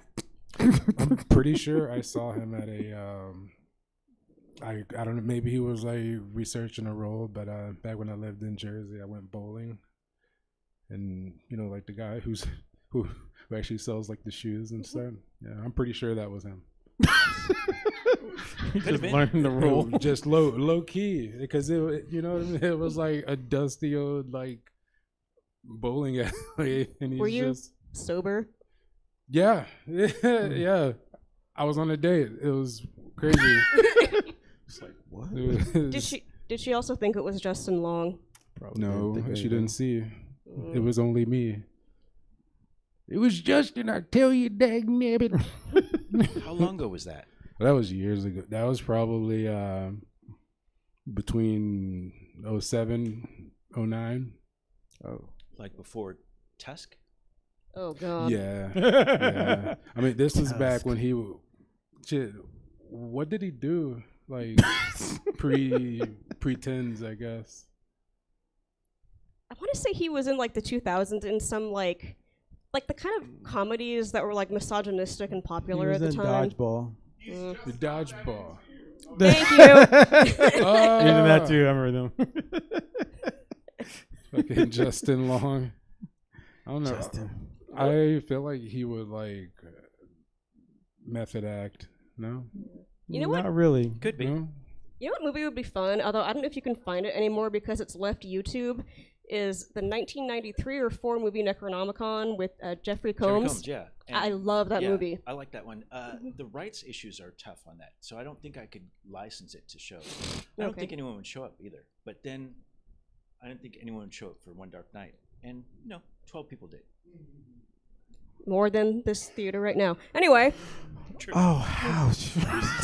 It hurts.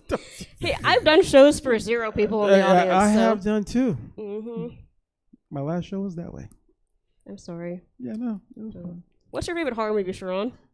Ooh, crap. I'm not feeling horror all the time, but the one I actually going back to is Nightmare on Elm Street #2, Freddy's Revenge. Why number 2? Because #1 sucked, and #3 is worse. Dream Warriors. Dream Warriors is good. It just, I'm just saying, it's like after a while, it's like Freddy. What's going on, man? You take them out. Take them out. Don't let them get powered. No, man. He's like, finish them. What was the one with the TV face? Was that Dream Warriors? Where the one guy's like, I'm a wizard. Yeah. Just say it's just like they got Nightmare 3 was where he said, "Welcome to primetime, bitch." Oh yes. Oh, the TV one, the TV face. Okay, I remember that now. I still love. I think it's fine. I think it's the final last Wes Craven one before New Nightmare. The new there's a New Nightmare before that when he got Kelly Rowland on it and said, "I got your nose." Was that Freddy versus Jason? Freddy versus Jason. Freddy versus Jason. Okay. How sweet the dark meat. He didn't say that. It's disturbing to say, but yeah. It's great. I got your nose and took the. I was like, damn. Yeah, man. What's yours, Nicole? You have a favorite of all time? I know you're like. I don't think I can pick just one, but I was talking to another comic about The Orphanage today, That's a good which, movie. in addition to being a great horror movie, like it's a beautifully shot film, especially with like the 1, 2, 3 knock on the wall part. And if anybody watched like the 101 scariest horror movie moments on Shudder, they talk about that part where it's like they're like super close zoomed in on her, and there's a part where like she'll knock on the wall, and every time she turns around and the camera turns with her, these ghost children move closer and closer. And like it's terrifying, it's almost totally silent, and it's just an amazing way to shoot it and make that scene work. Damn, it's pretty neat. How about you, Willie? I don't know. I mean, maybe like the one that's most impactful. Maybe The Thing. Like The Thing was horrible. Yeah. That's just terrifying. I think it's like the actual like the practical effects make it so. So do you think at the end of The Thing that either McCready or Childs was the Thing? Oh yeah, that's right. I mean, because McCready's like, let's just wait and see. Yeah. And then Childs is sitting there and he's got no light reflected in his eyes. That's like the theory. They're like, there's no reflection in his eyes. I'd actually heard that one too. And so if he is the Thing, they're both dead. But if he's not, they're both dead. There is a theory too that McCready replaced whatever was in like the Jim Beam bottle with like oil or something to see if he'd react, and if he didn't, he'd know that he wasn't a human anymore. Oh, because he like took a swig? Yeah. I like that. I like that too. I also love Keith David in 101 Scariest Horror Movie Moments. He also said, too, he doesn't do horror because it's what he could get. He does it because he loves horror movies, which I appreciate. He was great in Nope. I'm sure most of us have seen Nope by now. Yes. Well, now he does Ass to Ass. Remember from A Requiem for a Dream? No. I always love thinking about that movie. Thank you. I'm sorry. Okay. We were all having a good day. You are having a good night, Nicole. You're on a show after this, yeah? Yes. Oh, I guess we're going to plugs. Yeah. So anyway, I am on Comedy Yacht Club at 9 o'clock. I am playing Heather's ex-wife and the ghost of Christmas Present. I am starting a podcast with Brad Stoltz about horror movies. I'm sure I'll have Jace on at some point. Thanks. I co-host Dear Abby here. I think Jesse and I are bringing back Power Play at some point. I don't know. Well, not with that attitude. Yeah, I'm through work. I'm combining 2 different DEI, like diversity, equity, and inclusion groups through my work at UC Davis, and I'm really excited about that to make some progress. And yeah, Sharon, what you got going on? What I got going on this month or next month? Oh, forever? Oh, you can check me here. In a day that's never. You can check me here at Loudmouth next year. We bring on comics and poets onto the same stage. We did the whole thing this year. And went well. The last show didn't go well, but I don't mind that. It went well. 11 shows, knocked them out. Woo! We're going to do it once again come next month. I'm a DJ and also a podcast, so you want to check out some of the podcasts that I do, go to SiriusProduction.com. And if you want to also be mobile DJing, because I do holiday shows, if you got one, New Year's is coming. Get this man to your place. What's up? I say, get this man to your place. Yes. Yo, rock event. a house. Yo, event. And I won't rap. I'll just rock. Right now. Right now. All right, Jace, what you got going on? Musicandmonsters.com is my website where you can see what movies I have coming. I also record music under the name Night God. Ooh. And you see all the music videos there. There's like 8 of them now. Ooh. Beyond that, artwork. There's prints and originals at musicandmonsters.com. Like the originals are on Etsy. The prints are on Etsy and Big Cartel. I always forget the names of these things. That's about it. Okay. Willie, what's up? Awesome, man. That's great. I'm glad you guys are here. I'm glad we stopped music and talked horror, because I think we all love both of those things. And yeah, this is how we're just going to end it. WillieListen.com. You can look us up on YouTube. We're around there. Thank you, Jesse. Thank you, guys. Please stick around for Comedy Yacht Club at 9. Woo! Hey, we're the greatest. Thank you, guys. Thanks for coming out. Thanks for hanging out. Thanks for watching Willie Listen. We do have... we're only halfway through. We're only halfway through with the night. We've got 2 more shows. Comedy Yacht Club coming up at 9, followed by the Tonight Play. It is a full night of different. Just throw that anywhere. So go ahead, get yourselves a snack, or come on down. There's still time. But get all comfy cozy.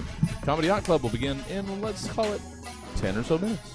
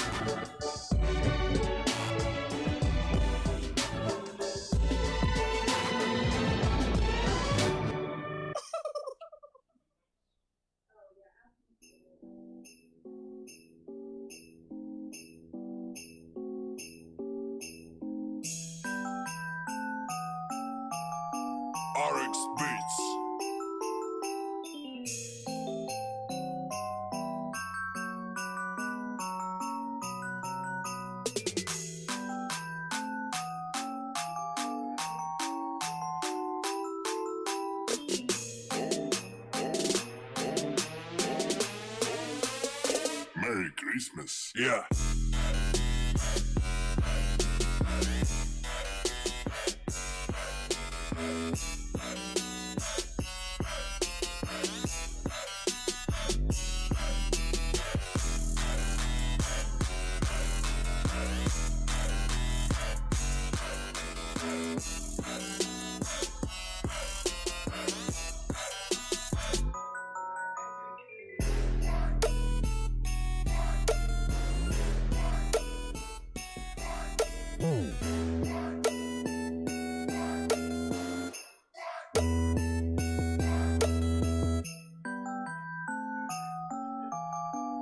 RX Beats.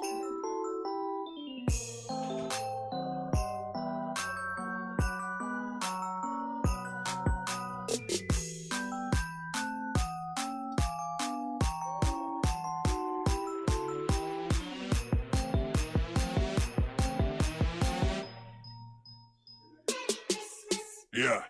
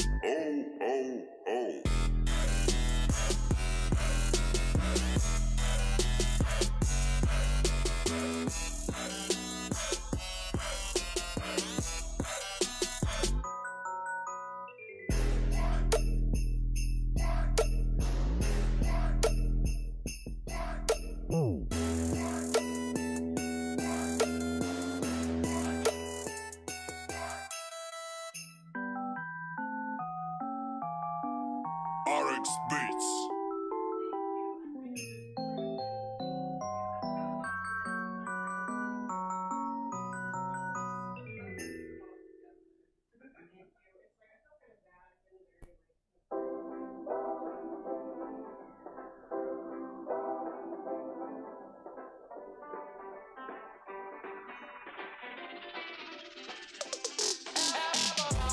Jolly Christmas, it's the best time of the year.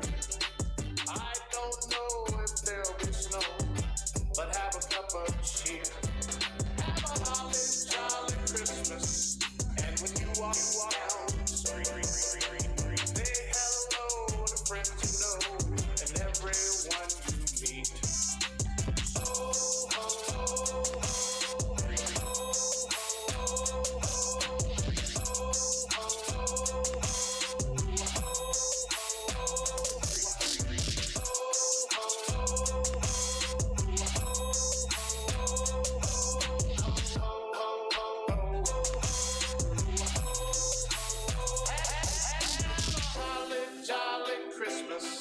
And in case you don't hear, oh by golly, have a holly jolly Christmas this year. Have a holly jolly Christmas, it's the best time of the year. I don't know if there'll be snow, but have a cup of cheer. Have a holly jolly Christmas, and when you walk down the street, say hello to friends you know and everyone you meet. Oh, ho, ho, ho. Oh, ho,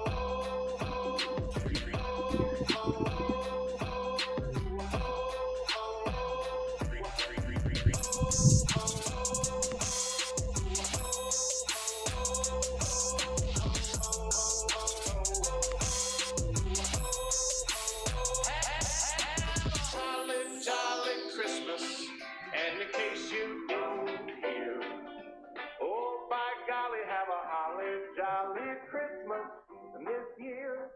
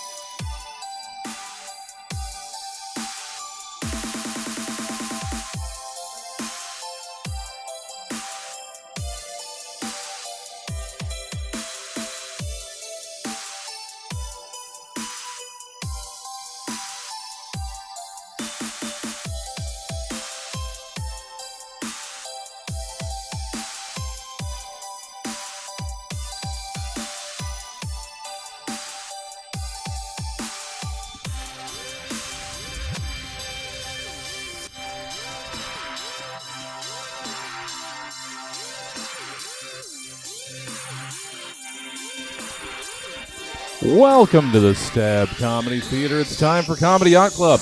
Please welcome to the stage your host, David Thorne. What's up, Stab Comedy Theater? This is Comedy Yacht Club. If you saw the poster online saying that we were going to do a Christmas Carol, I'm sorry that's not happening due to the fact that the host of the show died last month of autoerotic asphyxiation. So can we have a moment of silence for former host Heather?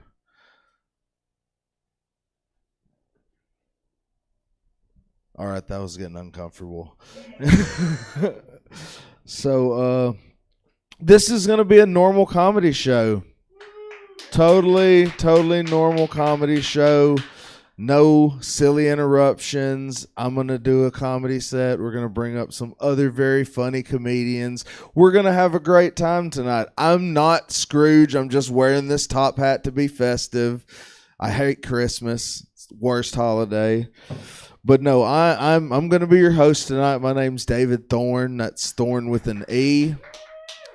Yes, my parents were Wheel of Fortune enthusiasts, so they opted to get the extra vowel. My dad, he's really cheap, and you know this because E's the only vowel that they give away on Wheel of Fortune. It's true. I think I want to talk about something now, though, that I'm very passionate about. I'm going to describe it. It's a food item. It comes around every so often like a delicious lunar eclipse. That sweet pork drowned in barbecue sauce, covered in pickles, onions on a toasted bun. Yes, I'm talking about the McRib, guys. It was back. Now it's gone again. Hopefully they're not doing like the Mexican pizza and just playing with our emotions and trying to get them to sell. I did my research on the McRib. I was looking it up, and they said they don't sell it year-round because due to its popularity, it would drive the price of pork up. Seriously, I do love the McRib. But when it came back, I had been told when it was coming back. It was a lie. I thought it was a reputable source because it was a fat girl. I figured she had the insider information on the goings on at McDonald's, but no, I had went and seen it was back at McDonald's. I got one, ate it, and I told my friends, I was like, guys, did you know the McRib was back? They're like, yeah, David, it's been back for like a week. And I was just like, why the fuck didn't you tell me? Like, David, we're concerned about your health. Heart disease. Oh, that makes me think of a story, though. It makes me think of a story about the dangers of marijuana. This story begins where I can imagine many great stories begin. The home of my favorite sandwich. Yes, we're in a McDonald's. I had just got a job working with my friend BJ. Yes, that was his name.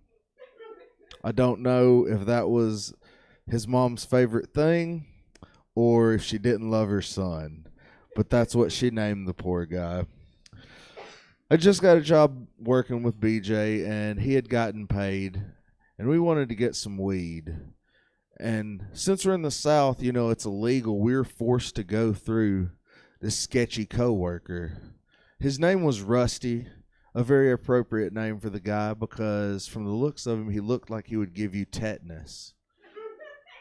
He looked like a rat with jail tattoos, you know, kind of like a trailer park tale. Five goes to prison. Anyway, Rusty says he knows where to get the weed, and he tells us to meet him at, I bet you can guess, the trailer park. So we go to the trailer park when we get off work, and we're pulling up to the trailer court, and it says Shady Lane Trailer Court. Very appropriate name for this place because we pull in. There are trailers with windows boarded up, cars up on blocks, little kids running around with no shoes on, playing in mud puddles, and it hadn't rained in like 3 months. If you've ever been to a trailer park, you know what I'm talking about. How do those fucking mud puddles stay there so goddamn long? It's a mystery of science. What was I talking about? Oh, yes, the dangers of marijuana. Anyway, we get there, and Rusty's nowhere to be seen. In a few moments, he comes whipping up in a white trash Lambo. If you don't know what that is, that's a Pontiac Fiero. He jumps out. He's wearing his Ralph Lauren polo, Timberlands, and American flag swimming trunks. He's like, let's go to the Weed Man's trailer. So we do. We get inside the trailer, and it's a really nice trailer. They have a very, very nice coffee table. It's crate and barrel. It's quite literally a crate on top of a barrel. Had a very nice end table. It was a cinder block. And originally I thought they had the lamp from A Christmas Story. But the more I looked at it, I'm like, no, that's just a mannequin leg with a shop light duct taped to it. So we have our drug dealer friend. We're going to call him Slim. He looks like Jamie Kennedy from Malibu's Most Wanted got beat with a meth pipe. He asked us, what can I do for you gentlemen today? My friend BJ is like, well, good sir, we would like $20 worth of marijuana. Slim's like, I got you. BJ then pulls out his wad of cash, turns to me, hands me $5, and is like, we need to go get shells. That's what we call cigarillos in the South because we have to relate everything to guns. Anyway, he volunteers us basically to take everyone to the store. So we go to the store. I get there. I go up to the counter to buy the shells. I see Rusty and Slim go and start conversating in front of the medicine aisle. I think they were stealing Sudafed to make meth. And I say this because I saw them stealing Sudafed to make meth. I pay for the shells and I go out to the car. Not a few moments later, they come rushing out and we gotta go. We gotta go. All right, I'm getting a bad feeling at this point, but we want that sweet, sweet marijuana. So we venture back to the trailer park. Right as we get where we're about to turn in, Slim says, go down to the next turn and turn in. And it's like, okay, we want this weed. I get a really, really bad feeling when I turn in because it's a dead end. And it's at that point that Slim pulls out a gun and he yells out, take your clothes off. The world froze for me at that moment, and I thought a couple of things. I thought, first off, that's a nice gun. Second, I thought, take your clothes off. Am I about to get raped? Am I about to have to give BJ a BJ? And I thought one more thing. I wonder when McDonald's is bringing the McRib back. With that, guys, that's been my time. We've got a great show lined up for you tonight. Right now at this time, we're going to bring up the producer of the show. He is the one who took over when Heather... So... Yeah, there's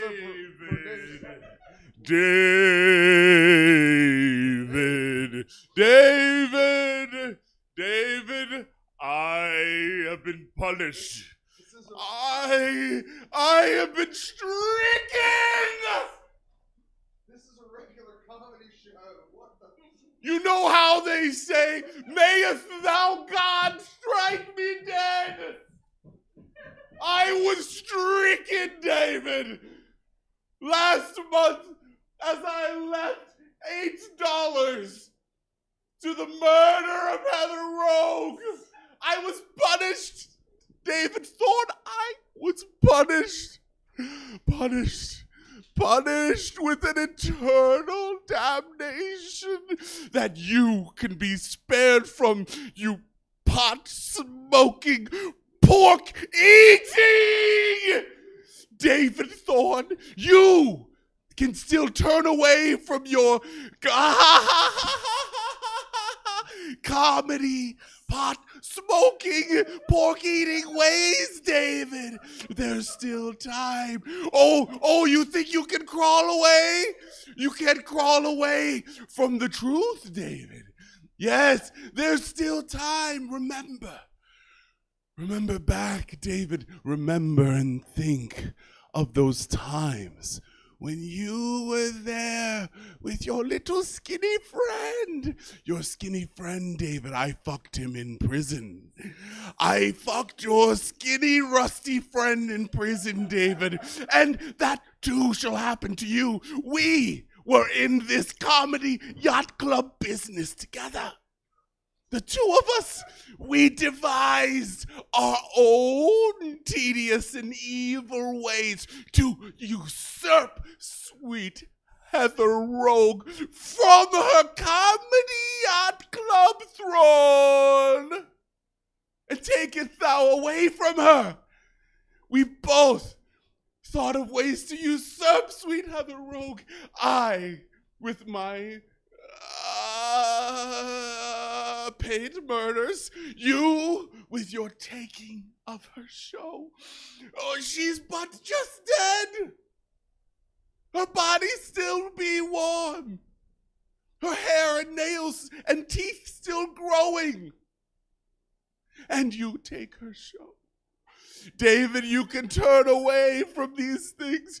Turn away. Turn away from the marijuanas. No more rusty old shells. No more of your yucky, yucks.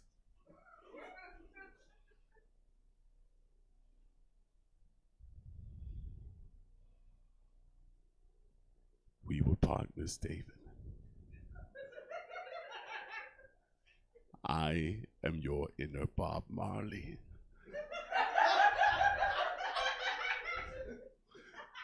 The Bob Marley deep inside of you.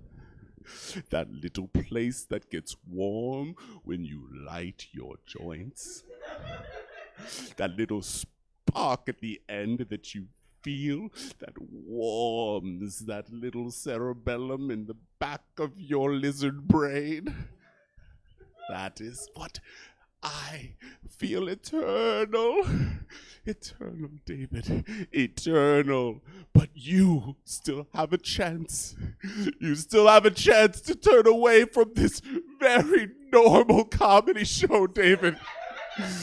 Turn away from this typical, absolutely most normal, everyday happening in Sacramento all the time. After this, before this, yesterday, next month, until the roaches feast upon all of this wicked desert, there will still be normal comedy shows, David Thorne. Turn away!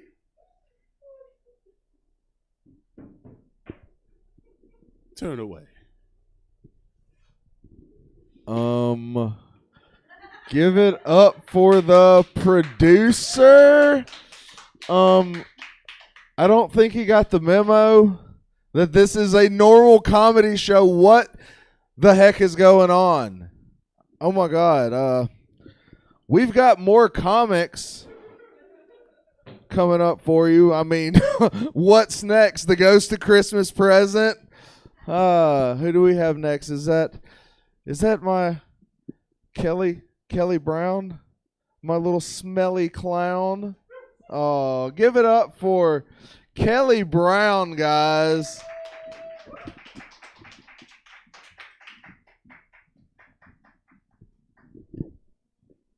Thank you, David. I'm the ghost of Christmas past. I know it's hard to tell. Ooh. I know what you've done, David. I've seen it. I've seen your past. Do you remember your little special friend that you had before all the other little boys in elementary school started to beat you up? And and you turned anti-gay. Boo! You don't remember that? Well, it happened. And yeah, I know all about you. See, what else do I know? I saw what you did with your cousin back in Tennessee. I remember all the women you've been with. Should I name them? Last 10. No.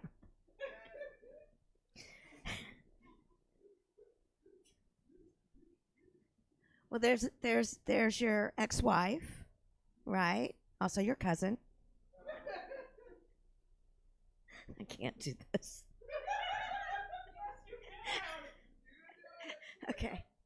All right, there's Danny D.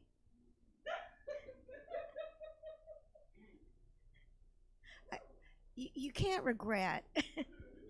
You can't regret anything, really, you did in the past, can you? What I did for love. All right, and then there's Robin. Okay, this is not evoking the desired reaction. And, of course, there's Candace. Yeah, I've seen the way you treat her. She's special. She's special. All right. Well, have I done enough to make you change your mind, or? Oh, well then I should do regular comedy then. I should do my usual not funny comedy set. God. Well, you know what, David may not like Christmas, but I do. Yeah, I love this time of year. I got a Christmas tree, the day after Thanksgiving. Yeah, the guy who sold it to me was kind of weird, though. He was tying it to the top of my car, and he said, "Are you going to put this up yourself?" And I said, "No, I'm going to put it in my living room." So I like Christmas movies, Christmas carols, Christmas drinks, among my favorite. Everything about Christmas, but I especially like getting presents. Yeah. Santa and I have become pretty chummy. We have a mutually beneficial relationship. He gives me presents. I give him head.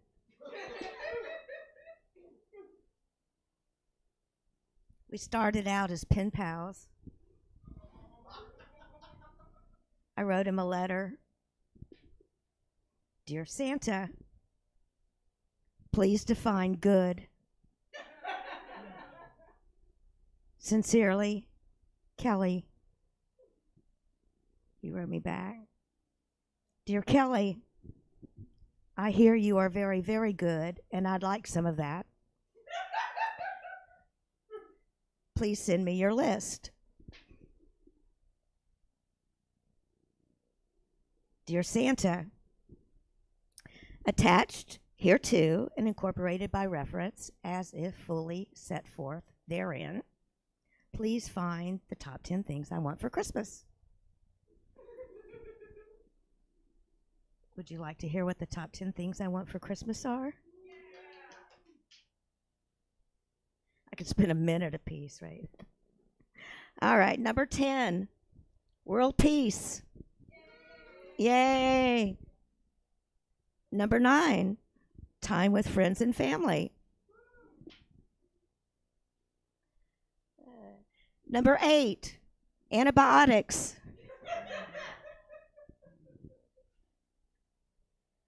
Number 7, forgiveness. Number 6, some new jokes.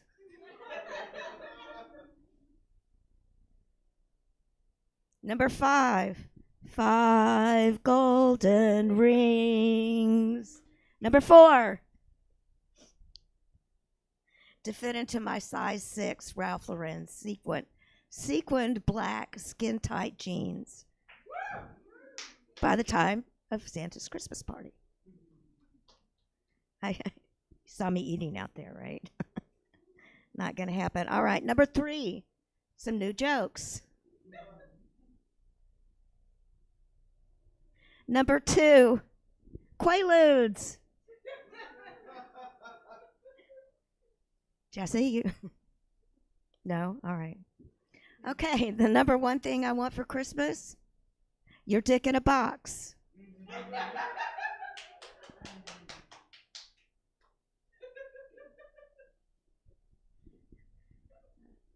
You want to know what I do the rest of the year?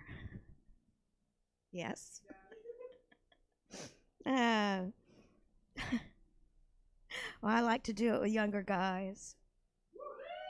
Yeah. And I've heard there are at least 10 reasons young guys like to hit this. Want to hear what they are? Number 10, I have a pussy. Number 9, I have a really strong grip. Number 8, I'm not looking for a commitment.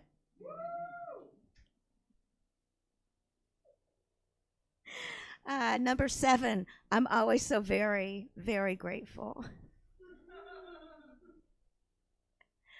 Number 6, I've been sucking dick since before you were born. And I was pretty good at it back then. I have a gift. Am I up to number 5? If so, I have a pussy.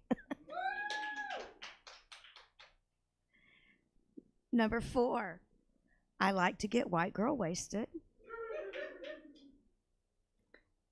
My God, I got so drunk last night, I blew a 10. Then I took a breathalyzer test. Number 3, I'm not going to be there when you wake up in the morning.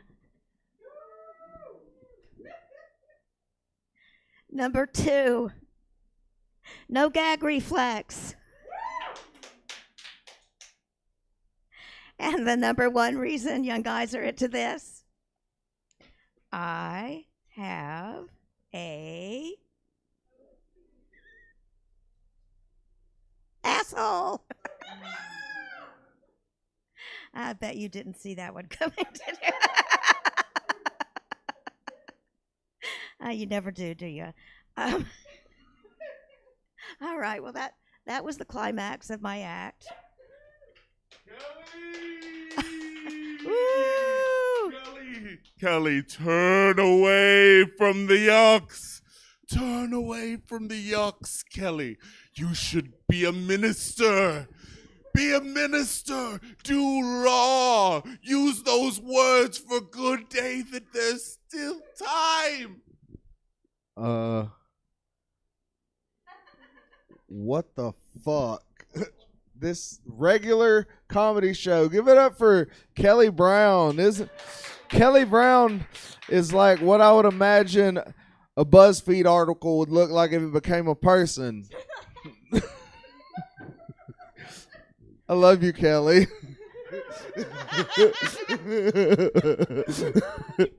Oh my God, this is a normal comedy show. What the absolute hell is going on? Our next comic, who I don't even know who's next. This is so. Ooh, David. Oh God, who? Nicole, I can. That I thought that was just a character. No. You're a character. I'm the. No, David. David, I'm the ghost of Christmas present and Heather's ex-wife. David, where's your son, David? Hee. Where's David Jr. right now? Ooh. Define normal. David, look. you can see David Jr. with all his gay friends. With Thanksgiving, I mean Christmas dinner. Totally normal comedy show. Look, he's having dinner with his friends because he's sick of your MAGA bullshit. Yes. And your punishment will be to listen to me try out new material for 10 minutes. Woo! Yes. You shouldn't send dick pics through iPhones. Do you know why, David? Do you know why that is? I'll tell you, but I guess I could show you too. Woo! Because when you send dick pics to the iPhone, they go to all the Apple devices separately. Woohoo! So as I'm trying to get it off my phone, it pops up on my watch. It's like, it's 9 o'clock. Although, David, I think it's more like 8. 7.5. It's also on my 27-inch iMac, and I thought it was going to come crawling out to get me like that bitch from The Ring. But worst of all, my friend was borrowing my iPad, so she got it too. So she was not impressed. But the more I look at David, I think he'd like that. I tried to get an IUD because I look to the future, and in the future, being a woman sucks ass. Woo! So I went to the doctor. Have you ever seen an IUD put in, David? I've seen it. I've seen so many things. So what they do is they take metal clamps and they clamp them around your cervix, and there's spikes going in there, and it's very painful. And then they take this metal rod and they shove it in your cervix, and it hurts really bad too. And after 10 minutes of my doctor attacking my cervix, she says, "I'm sorry, your cervix is yet unripe." I'm like, "Do I have a fucking quinceanera for it or something?" And she's like, "No, you have to go to OBGYN. And they're going to put a laminaria tent in your vagina." And I was like, "What's that?" She says, "It's dried seaweed." And so I was like, seriously, fucking dried seaweed. Are you going to take it out later? It's going to come like out in the toilet like I'm giving birth to a baby at prom night. So I skipped that. But then I got COVID. You know what happens when you get COVID? You shit your pants for 10 days uncontrollably. Once I was finally well enough to go take a shower, or so I thought, I crawled to the bathroom and turned on the water, and then I felt kind of bad. So I started projectile vomiting and projectile shitting. And of course, my stupid ass didn't clean out the water with the hair in the drain. And so the vomit and shit water's rising all around me. And I too started to think about my past deeds. And everyone, please get vaccinated. I've seen the future, and it's shitty. I'm a medical assistant, David. Do you know what that means? Doctor's office, but that's close enough. Nobody gives a shit. And I used to work with really old people who were dying. But now I work with kids. But it's actually kind of the same. With kids, you say don't stick that in your mouth. With adults, you say don't stick that up your ass. And that's not really a joke, but I wish it was. Another thing, do you like the metric system, David? I thought you'd hate it, but thank you. Because the old people at my last job, they hated the metric system. For instance, the weight was in pounds and now it's in kilograms, which is not a big deal. You multiply by 2.2 to get back to pounds. I like math, sorry. You following along, David? That's okay. I know you're from Tennessee. I didn't think you'd be able to do math either. But that's all right. Yes. And all these old people with their war hats, like the naval ship they're on, are saying, "I fought a war, so I didn't have to use a metric system." And I'm like, fuck, was that why that war happened? I wasn't paying enough attention. And also, you can send things to your doctor like files through email. And I got a picture once of a guy's testicles. So I'm getting dick pics at work and at home. It's an incredible time to be alive, everybody. All right. I'm going to do a completely different story just because I need to work on it. So I'm sorry, everybody, all the 2 people watching. I went camping at my friend's house in Sonora. as I'm driving there, all the towns look like a haunted meth lab. Probably like where you're from. And I get there, and I shit you not, or maybe yes, I shit you. The second to next street over was called Crystal Lake. And I'm starting to get scared because the power goes out, because every time a tree hits the power lines during summer, they shut off the power grid because I guess they don't want the whole place burning up. So as we're there and the power's out and we hear bears or some shit around there, he's like, do you want to look at the bedrooms? I was like, yeah, let's go. So we go up to the attic. There's all these twin beds against the wall, and it looks like a haunted orphanage. And I'm like, fuck this shit. So then I go down to the first floor. It's a totally normal room, just like this is a totally normal comedy show with nothing wrong about it. And I'm like, okay, let me hang up my clothes in the closet. I open the closet door, and there's another door there. And I'm like, okay. So I go in there, and there's a panel you can push aside. But I've seen Barbarian, and I'm like, no, fuck this shit. And then he's like, where are you going to sleep? I'm like, I think my car. So anyway, back to work, because I know it makes you uncomfortable. There's a thing called a vaginal prolapse, David. Ever seen a vaginal prolapse? Would you like to? So anyway, your pelvic floor muscles can weaken, your insides can literally fall out your outside. Like, I'm scared to sneeze and be like, achoo! My vagina turn itself inside out. But if you ever see it, beware. It looks like the xenomorph from the Alien movies, where the big head opens, little head pops out, and it's like waka waka waka. Although my vagina doesn't make that noise. Well, maybe yours does. I don't know. But that's okay. I think I'm tired of talking like this on stage. I think it's time to bring up David Thorne back up. Beware, David. Y'all did not get the memo. This is a totally normal comedy show. It's what Heather would have wanted. That's her vision. From the beginning was a totally normal comedy show, but there keep being these interrupts. So fucking great. Who do we have now? Jack? Okay.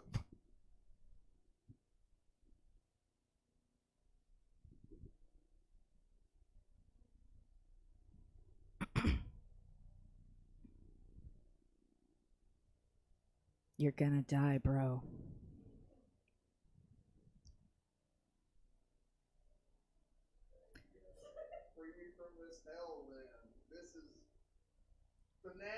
You're gonna die, bro. And no one's gonna come to see you. Be lowered into the ground. Unless you get out of the yucks.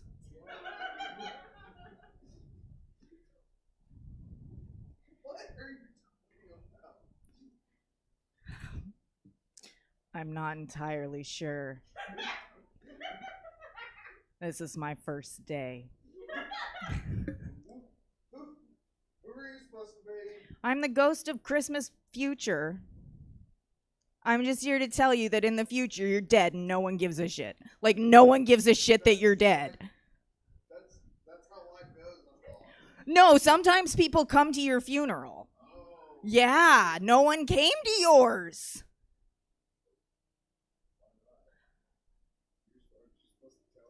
Yeah, we've been trying to tell you, bro.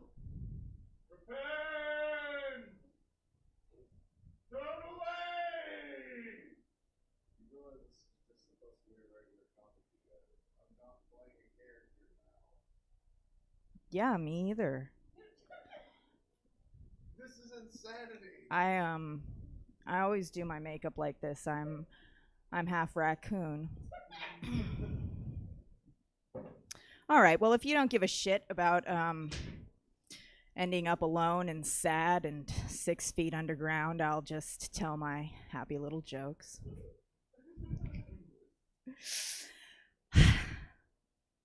I recently came out as a trans man. Thank you. Yeah, I know. I'm a real hero. Now, It's actually a really scary time right now in America to be a white man. But I'm not going to let that stop me.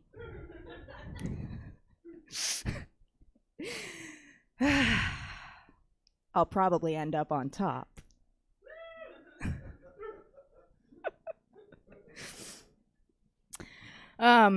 So the problem is that, like, being a trans man means that I still have this horrible fucking uterus that gets angry at me every month. And boo, right? And it's really angry at me right now, so I'm very high. And I'm terrible at telling jokes when I'm high. And this is my warning. So now everything's been going pretty great since I came out. You know, everyone's been very accepting, particularly my husband. But he has autism and struggles with change. So I knew he had some concerns. I knew he was worried that, you know, I would just turn into some gross, hairy bastard, you know, who just turns around and sticks their ass in your face and farts. But I did that last month, too, when I was still going by they, them pronouns. So I think it's a little bit overblown, these fears. And to be honest, I mean, we used to burp the alphabet together and get kicked out of class. I high-fived him after we fucked on our wedding night. Like, if he didn't know he was marrying a man, that's kind of on him. But I know what his real fear is, and that's, you know, right now he has the dick. But I might get a dick. And he knows that if I do, I'll get one that's identical to his. Only half an inch longer. And then I'll be in charge. That's terrifying. My husband and I have been together for 15 years, though, so I think we will figure it out. Well, we've been married for 15 years, and last year was the 14th wedding anniversary. We got the traditional gift for the 14th wedding anniversary, which is polyamory. It gets lonely at 15 years because you're sick of each other. You know, my therapist asked me what I thought about my husband with another lover. And she said, you know, does that bother you to think about? And I said, Anne, no, it doesn't bother me. It turns me on. And this, my therapist, this little old Episcopalian woman, took her glasses off, set them on her notebook, and just looked at me with these huge dollar signs in her eyes. Because she's got the rights to this book. I wasn't worried about that, though. I was not worried. I was worried about putting myself back out there. I mean, I haven't dated anyone in, like, since I was 19. 21 years ago. And it was so easy to get laid when I was 19. Because I was young, I was thin, I had low standards. But now, like, my standards have gotten a lot higher. And that's a good thing, you know? But my tits keep getting lower every year. So I was a little nervous. And all of my friends told me that, like, dating apps were garbage, right? Particularly Tinder. God, Tinder's a nightmare. We all hate Tinder. It's so hard. You can't find anyone on Tinder. You guys, Tinder is actually really fucking easy. It's really fucking easy. Like, my first right swipe turned into my first match. And this guy and I went on a first date. And he was cute, and he was charming, and he was oddly obsessed with salamanders. You chuckle, but in the first 24 hours we talked, he sent me 12 pictures of salamanders, 5 pictures of frogs, and absolutely no dick pic. Are they screening these people?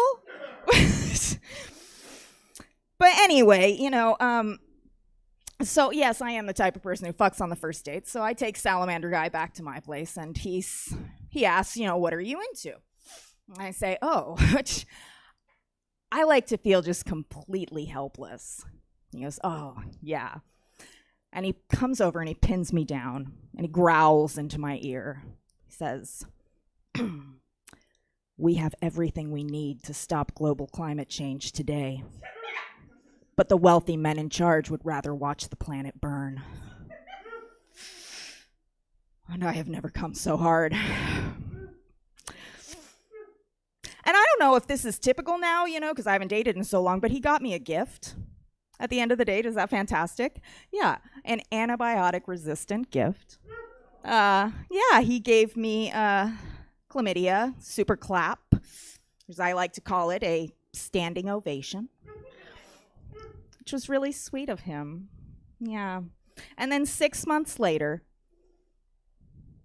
it turned out he was a complete coward, and he just ran off to the mountains to do shrooms instead of talking to me about his feelings, which frankly, thank God.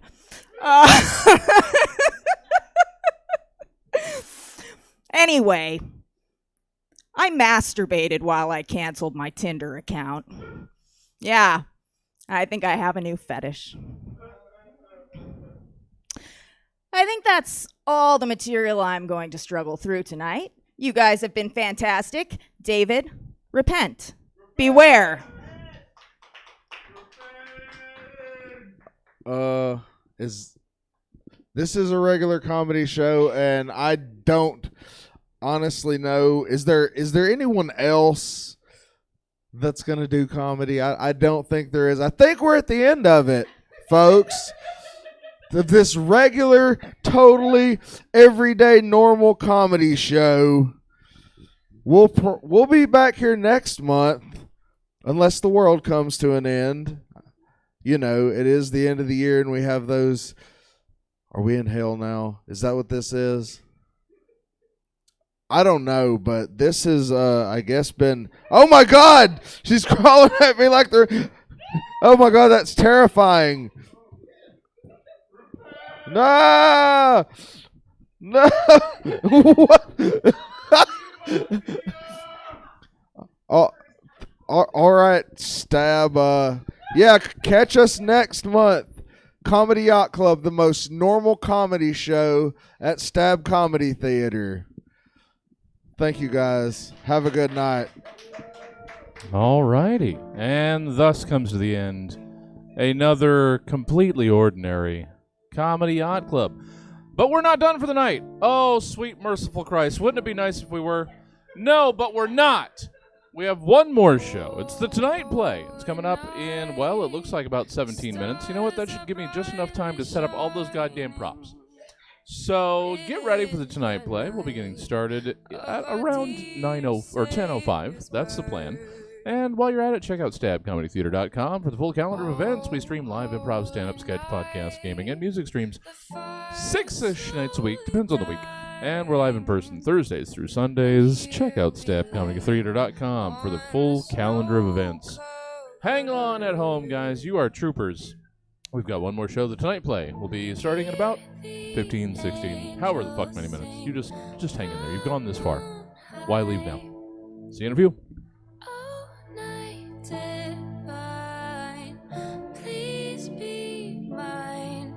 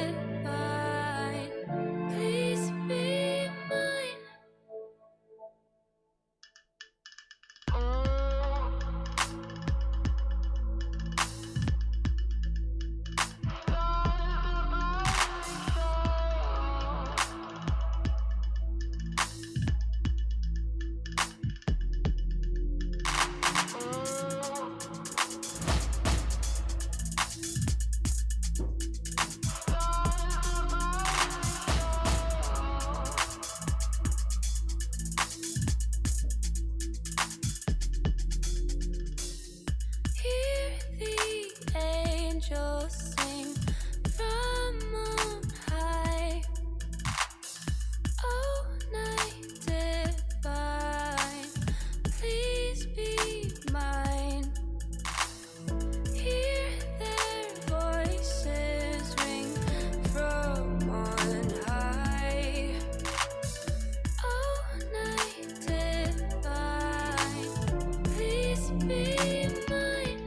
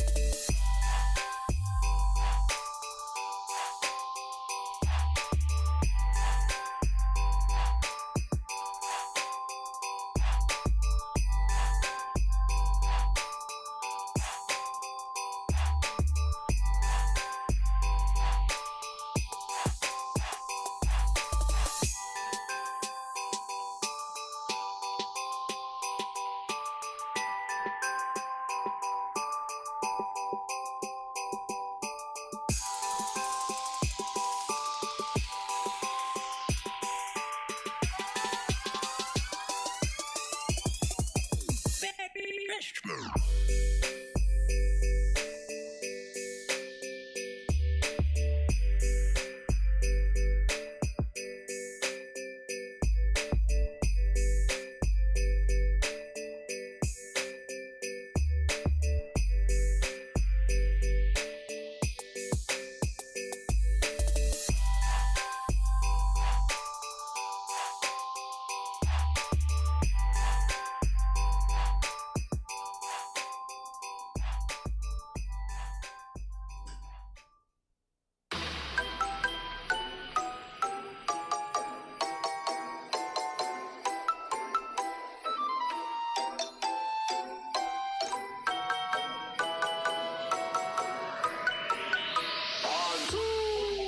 are you smiling like that? I just like to smile. Smile like my favorite. Make work your favorite. That's your favorite. Okay. Work is your new favorite. Fine. Time for the announcement. Okay, people, tomorrow morning, 10 a.m. Santa's on the town. Oh my God.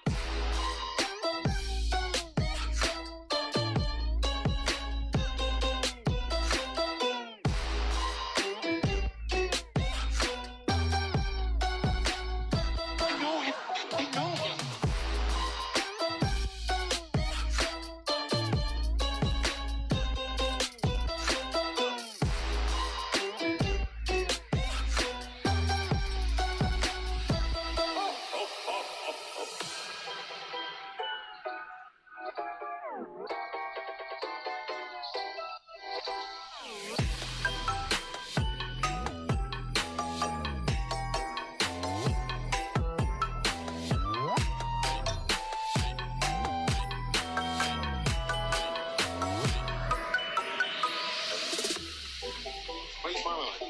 I just like to smile. Smile like my favorite. Make work your favorite. That's your favorite. Okay. Work is your new favorite. Fine. Time for the announcement. Okay, people, tomorrow morning, 10 a.m. Santa's on the town. Oh my God.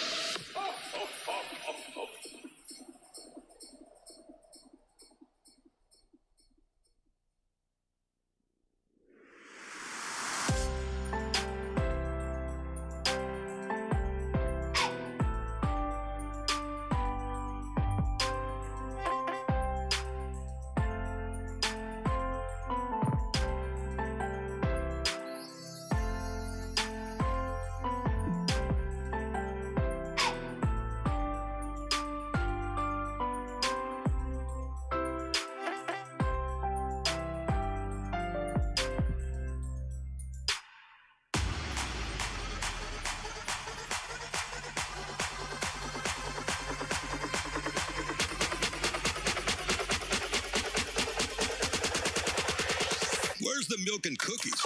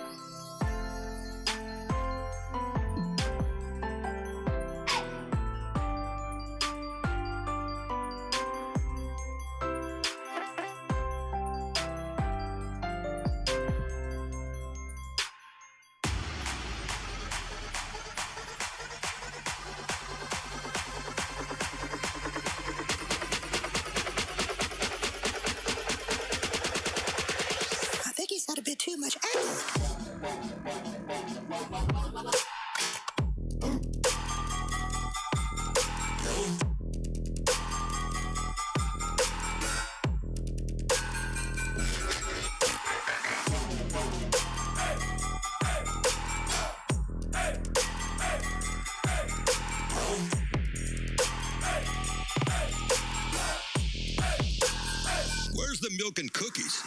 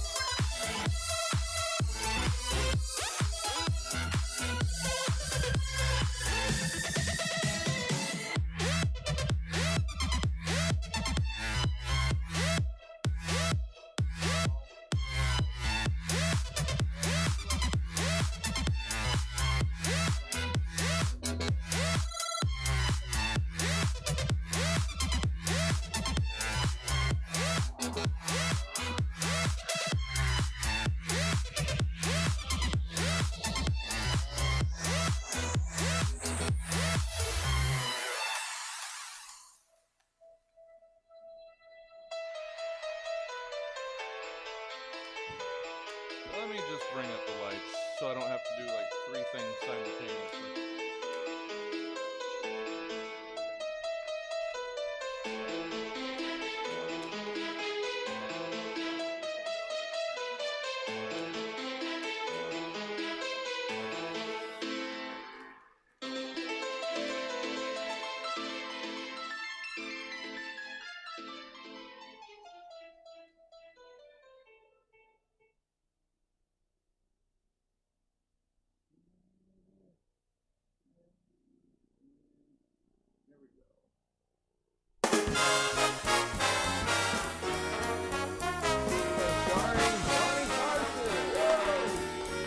This is Ed Stevens, along with Doc Jefferson and the NBC Orchestra, inviting you to join Johnny and his guest, Dudley Moore, plus our annual display of new products. And now, ladies and gentlemen, here's Johnny. Thank you.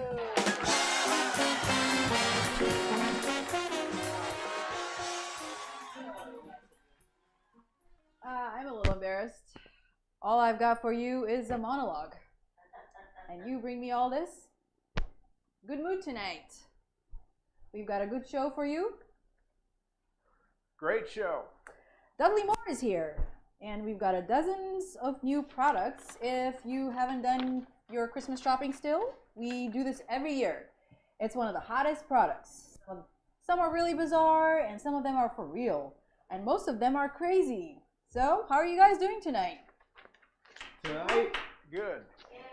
You know, I kind of think of Ed and Doc and Tommy as the 3 wise men because they also follow the star.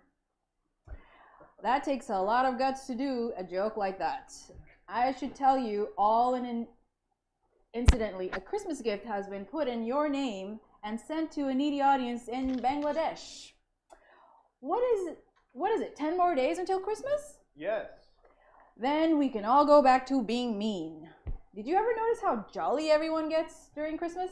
You know, people shake hands with you. It's like, hi, it's Christmas. I got a Christmas card from a paper delivery boy today. He says, second notice, it said. Christmases, I grew up in the Midwest, Nebraska and Iowa, and it's real Christmassy back there, you know, this time of the year. So we miss Christmas out here or anywhere in the East Coast because we don't have many changes of seasons out here. If you're a tourist, you go down to the Hollywood. The sidewalk, Santa is wearing Bermuda shorts with the sun reflector and cocoa butter on his, doesn't make it, it's 10 p.m. on the internet. But the holidays always makes me hark back to my youth. On the plains of Nebraska, I like to hark a lot. My thoughts always go back to the very first girlfriend, Becky Easy. I think she was very fast. How fast was she? Let me put it this way. She was the only girl in Nebraska with toll-free 800 number. I had, I don't want to say this, out of sympathy, but we weren't dirt poor. We were... How poor were you? Oh, shut up. Let me put it, we couldn't afford a Christmas tree. We used to toss tinsel on a tumbleweed. My father's idea of stocking stuffer was a cow chip. Well, let's go to the news and see if Mrs. Santa Claus is bugging Santa saying, how come you never take me on a business trip? Well, boy, that dropped off rapidly, didn't it? Holiday cheer was snatched right away quickly. You know, this Christmas, for some people, seriously, is not going to be as attractive as past Christmases. The economy's not so good. Yep, a lot of people out of work. I went to buy a Christmas tree the other day, and you've probably been there, Chuck's Christmas tree. Yes. He's big out there. We saw a really big tree, about 30 feet tall, that I liked, and Chuck refused to sell it to me. It's like he and his family are living in it. That's how bad things are. It's commercialized. I mean, Christmas is getting a lot commercial. Don't you believe? Yeah. I saw a picture of E.T. on a box of laxative. For people who want to rush home, I don't believe it. And some of the new products we'll show you today. We have some new dolls. Yeah, we have dolls that are not, were around years ago. They do everything now. But there's a new doll on the market. You've heard of G.I. Joe? Yeah, that was popular for years. And there's a new one called Draft Dodger Dan. You wind him up and he puts on Barbie's dress. Video games, I guess, are the big stuff, right? Software for all the things you play and on your television set. And there's a new video game in time for Christmas called Dense Pac-Man. It shows missile gobbling up taxpayers' dollars. Have you about had it with Christmas specials so far? Well, there's a lot of them. Some of them are lovely though. And last night I watched the Mel Tilly's Christmas special. It took Mel a whole hour to get through 12 days of Christmas. Had a lot of trouble with partridge in the pear tree. Then they rushed Mel to the hospital after attempting a fa-la-la-la-la-la-la. Then there's an item in the newspaper this morning. How many of you saw this? Because I'm making it up. Scientists have transplanted genes from rats to mice. And got what? If you read it. Big giant mice. Big giant mice. Just what we needed. We don't... genes and got big. I've heard of better trap. But a better mouse? I understand scientists went too far and it got out of hand. I mean, one mouse kicked open the door to the lab and said, I want a cheeseburger and I want it now. Big mouse. One of the mice got loose and I'm on this. I can't get off it. One of the mice got loose and instead of an exterminator, they called Marlon Perkins with a tranquilizer gun. He said, while Jim is out stalking the killer mouse, I'll sit here with my banana daiquiri. I mean, those are the big mice. I'm talking big mice. I mean, it's scary to see a mouse bench pressing a cat. What do we need big mice for? I don't understand this. Anybody know why we would want a big mice? They're gonna make bigger cheese. So they can sell more cheese? Well, maybe so. Here's a little item that was on the paper from England. According to Buckingham Palace gossip, Princess Margaret, who has a new boyfriend, the 69-year-old Earl of Bardridge, Margaret isn't too fussy about her boyfriend. She also dated the Earl of Sheeb. For a while, Margaret was desperate. For Christmas, she wants an inflatable Duke. Desperate. Up to now, Margaret's big thrill came from racing her MG over a speed bump. Well, anyway, what else is happening? You probably noticed this week there's a lot of movies being this week in December. And you know why? It qualifies them for the Academy Awards. Yeah, coming up, I guess, in April or May this year. And all they have to do, I guess, is show the movie for a week. And this is a weird year for films. Do you realize Julie Andrews could win the Best Actor and Dustin Hoffman for the Best Actress? Do you realize that? They do act that. Do you know today's Beethoven's birthday? Born this day in 1770. Now, wouldn't you say Ludwig van Beethoven was a musical genius?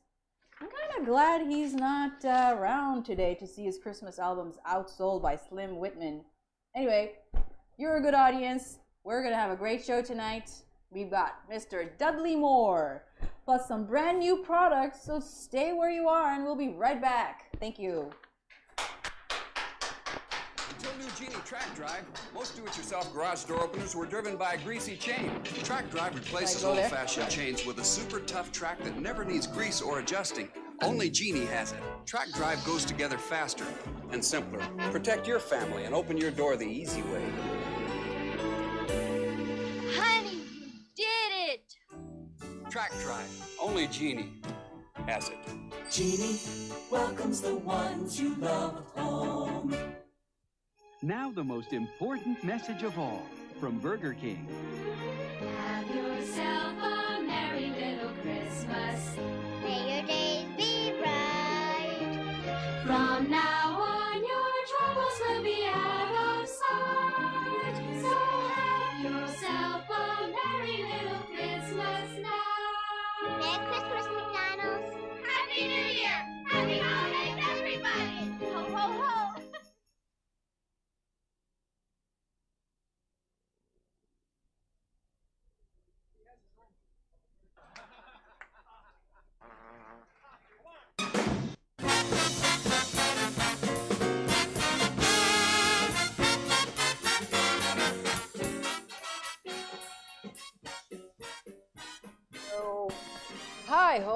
Hi ho. You probably haven't, we've talked about this every year. We've done the show. You probably have not even decided to buy Christmas gifts yet.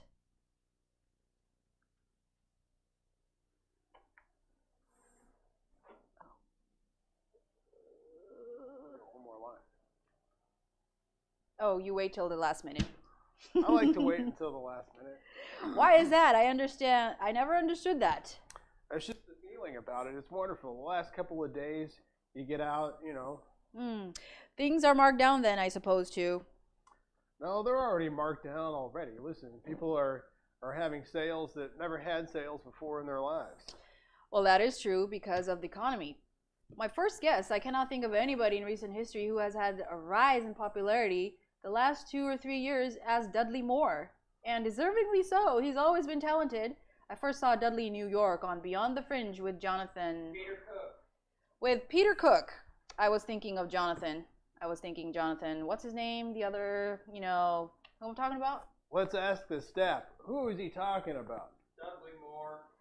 No, Jonathan Miller. That's right, Jonathan Miller. He's a doctor. He is a doctor. I was talking about Peter Cook, who worked with Dudley. He has been nominated for an Oscar. Who, Peter Cook? No, Dudley Moore has been nominated for a couple of Tony Awards. Also been nominated Dudley. His latest movie called 6 Weeks, and it co-stars Mary Tyler Moore, and it opens December the 17th, which is tomorrow. You're starting to go just a little bit. And his new film, Lovesick, is going to be released in February. Would you welcome Dudley Moore?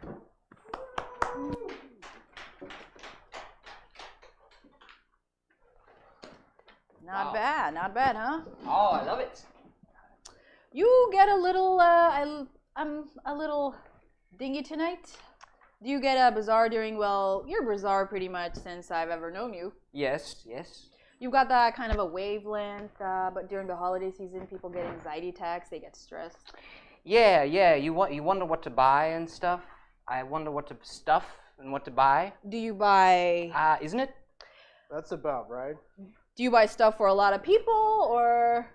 No, I try not to. It's hard not to, isn't it? It's not easy. To pass by and not buy stuff? Or stuff buy and not buy. Or stuff buy. She's a nice girl. Buy. But I find it very difficult. I do too. And I think this is getting us absolutely nowhere. You know what I read about you in articles? I cannot pick up a magazine without seeing a picture of you or an article about you. Oh, I can think of a few. Well, I didn't mean all of them, but many of them they call you Cuddly Dudley. Somebody, yeah. Gag me with whatever it is. With a hammer, I think. I'm not sure what it is. Well, it started in England some years ago, as a matter of fact. There's a black singer called Cuddly Dudley. I didn't know. Who I'm often mistaken for. He's tall, isn't he? He's tall. He's a tall guy. Oh, tall black fellow? But it's better than flint driven into the head, as a matter of fact. So You take what you get. You take what you get. I don't complain. Well, yeah, you're going to play the piano later, and most people, I'm sure, know that you're a musician, and you started basically as a musician, jazz musician? I started playing the piano at 6, and I realized that jazz was more sort of a visceral music that got the juices flowing of the young girls in the school. I think the band would agree. That's the motivation behind playing. Attracts women? Sucking and blowing these things, the main motivation was to give sort of a hidden message. Well, you look really hip, I must say, and I do like to go to jazz clubs, and women think that's really cool. And by the way, you play. Did it work out that way? Yeah, I had a certain amount of... a few birds? Yeah, a few birds, yeah, a crumpet here and there. In case they don't know what you're talking about, in England, where they would say chicks, here or so forth, they say birds over there. Birds, yeah. Crumpet. Skirt. That's American, too. Boy, that's rather nasty, isn't it? What's that? Skirt? They don't use that. They might, I think that is like the 30s or 40s, great-looking skirt, you know? Yeah. Broad was a word that was considered a long time ago, really, kind of offensive to women. And now they can use it meaning she's a good broad, meaning a nice woman. I don't think it has that kind of connotation anymore. Extraordinary. Not really, but I'm paid to do this kind of stuff, so that's really all I could come up with right now. When you say in England something is bloody awful, is that really, the expression is not used much in, like, on television? Well, no, it is used quite a lot because our television conventions are rather more relaxed, like a saggy pair of underwear. No, that's not the best metaphor, but there's a certain... Permissiveness? Yes. Thank you. You're welcome. You're welcome. Been wanting to be using that word for weeks now. I try to sneak it in there whenever I can. But bloody is... How would you describe what that means? It means very. You say if something is bloody awful, it means very awful, or, you know... I remember my mother's hair going up on the back of her neck whenever that was used. She used to describe maybe a neighbor as a silly old COW, which, you know, was... Cow, yes, the things I... Well, can I go into next plateau? So she was particularly sensitive to even a word like bloody, which is very, very common. Let me give you another, Have you been drinking again? Now, okay, here's an interview quote, and I have got this right here, because I want you to look at this for sure. It says, "You've covered a lot of ground with women between wives and girlfriends and those in which you call meaningful one-night stands." Yeah, well, I knew that phrase would come back to haunt me. Oh, that was a fairly accurate... Well, I was making the point, I felt nastily put, that one can have a nice relationship with a woman, you know, that can be counted in minutes and seconds rather than years. It's just that. I think you're right. Yeah, I think it's true. You can be with somebody for 10 years and really know them, and be with somebody for half an hour and really know them. And really know them. We're talking about knowing. We're all talking knowing. We have to do this. We have to do a bit of a message. Why do I start talking British when I have anybody from England on? We'll be back. crazy over the clam dip. They love the stuffed mushrooms, the Swedish meatballs. What did you do? I used Lee and Perrin's Worcestershire sauce in everything. It's made with things like real tamarinds, real shallots, real cloves. Nothing artificial. That's why Lee and Perrin's is the real one. The original Worcestershire sauce. Ooh, sirloin. And wow, Lee and Perrin's steak sauce. Oh, wow, it's richer. It's thicker. It's not going out there. Worcestershire sauce and steak sauce for the wow you only get from Lee and Perrin's. Listen to me. There's a ghost in this house. There is where? You can't see him. I think you better lie down. Honey, they can't see me and they can't hear me either. Sally Field, You think I'm crazy. Hey, if I let you out alone like this, they're gonna lock you up. James Caan, I'm a mental image, not a physical one, see? and Jeff Bridges. So tell me, what's it like being dead? Mom, that man's talking to a chair. Kiss Me Goodbye. Rated PG. Starts Wednesday at a selected theater near you.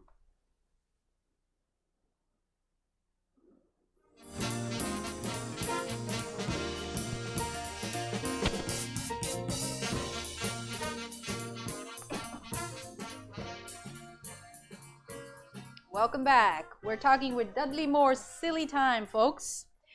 You've gone mainly with actresses, you know, I mean... Gone with? Gone with or dated. Yes. And so forth. Fed. Is it fed? Loved? Loved. Been enraptured with.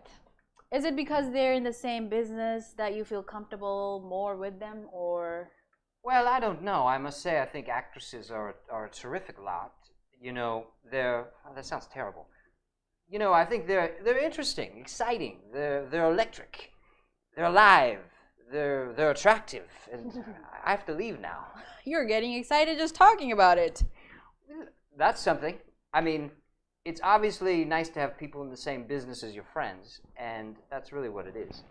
I think you're right. Do you ever worry about getting... Yeah? No, I wasn't going to say any. Are you ever worried about... See, the way this works, I will complete the sentence and... Oh, I'm sorry. I thought you had already. Do you ever like worry about getting older and losing your attractiveness? Oh, it's very nice of you to say. Well, women do. A lot of actresses do. Well, I think actresses... I was discussing this on the plane coming here today. It's horrible, I think, because an actress really in this business... As an actor, you don't really have these same preoccupations. I mean, I'll probably scream with panic at some point, yes. And you haven't had a midlife crisis yet. Well, I had a midwife crisis. Did you? Yes. Brutal affair, I suppose? Brutal. She pulled me out. I said, let me stay here. It's awfully nice and warm. So when you were a little boy, and I don't mean that as a put down. No. As a pun. But I mean, you were a boy, and you were little then. Younger boy, a little boy. You were probably smaller than boys of your average size, I'm with you. That was not a complete question. You were probably smaller than boys your same age. Yes. Did that create any kind of a problem outside of being smaller? It did preoccupy me for a long time. I'm glad you asked that. It did. I did wait until you completed. Was it good for you? Yes, I wasn't finished. Yeah. I'll say stop when I get to the end of it. I'll say stop. So your turn. Good. Your turn. I was very embarrassed that, I saw these kids, getting bigger and so forth. It was a preoccupation for a time, but now it doesn't bother me at all. You get a lot of mileage out of the fact that you are... A squirt. He wasn't going to say that. I wasn't going to say that. No. I thought I'd just complete it for you. Diminutive in stature. Diminutive, yes. Compared to the guy... Clint Eastwood. Clint is not all that. Oh, he's not all that? I wasn't finished yet. Oh, I'm sorry. Not all that big. This is one of Merv's theme shows. Yes, unfinished sentences. Look, anyway, the movie opens all over, well, I don't know if it's all over the country. Yes, all over. All over the country tomorrow, which is Friday, December 17th. You throw your voice too, don't you? Wonderful. I swore Ed said that. December the 17th, and I hope it's a big hit. Thank you. Because you're a remarkable talent, and I mean that. Thank you. Before you go, as they say. Anyway, before you go, as they say, do you play? Yeah. Yes. Nice piano. Thank you. Is that a compliment when you say nice piano? Yeah, that's... What would be better? Accomplished. I'll take anything. Accomplished, nice, accomplished, skilled piano. Skilled pianist who will now just demonstrate the fact that I've just stated. Mr. Moore, go. I'm finished. Theme from the film.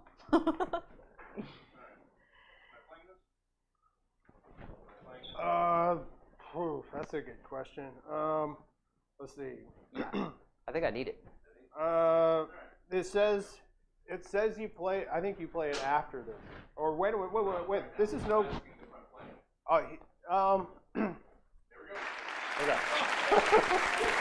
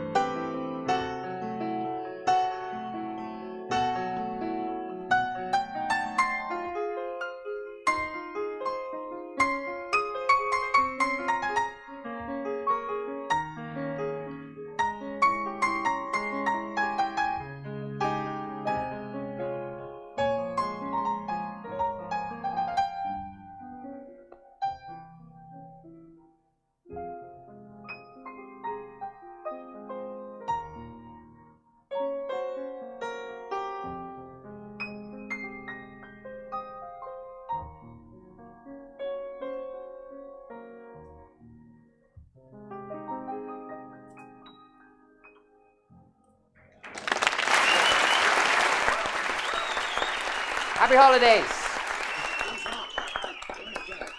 Nice man, nice man.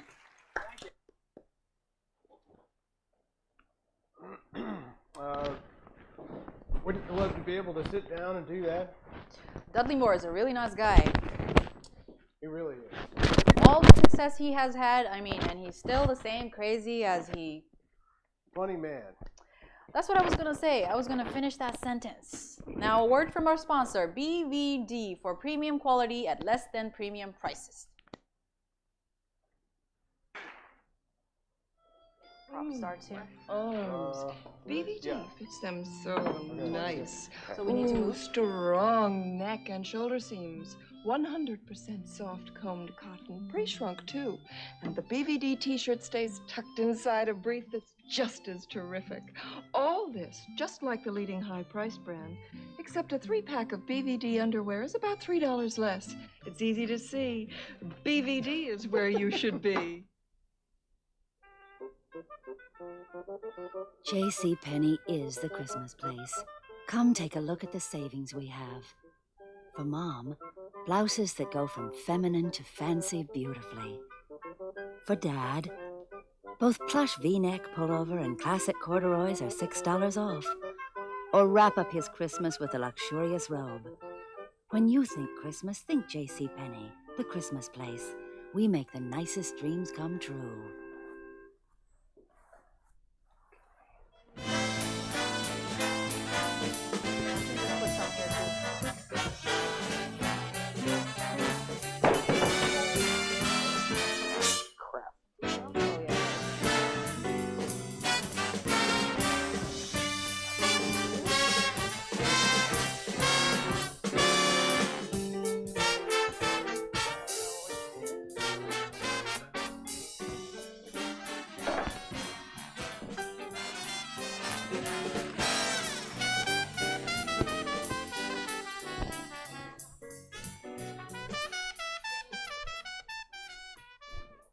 Are there any more, Chris? Or This goes in with this badge. This is the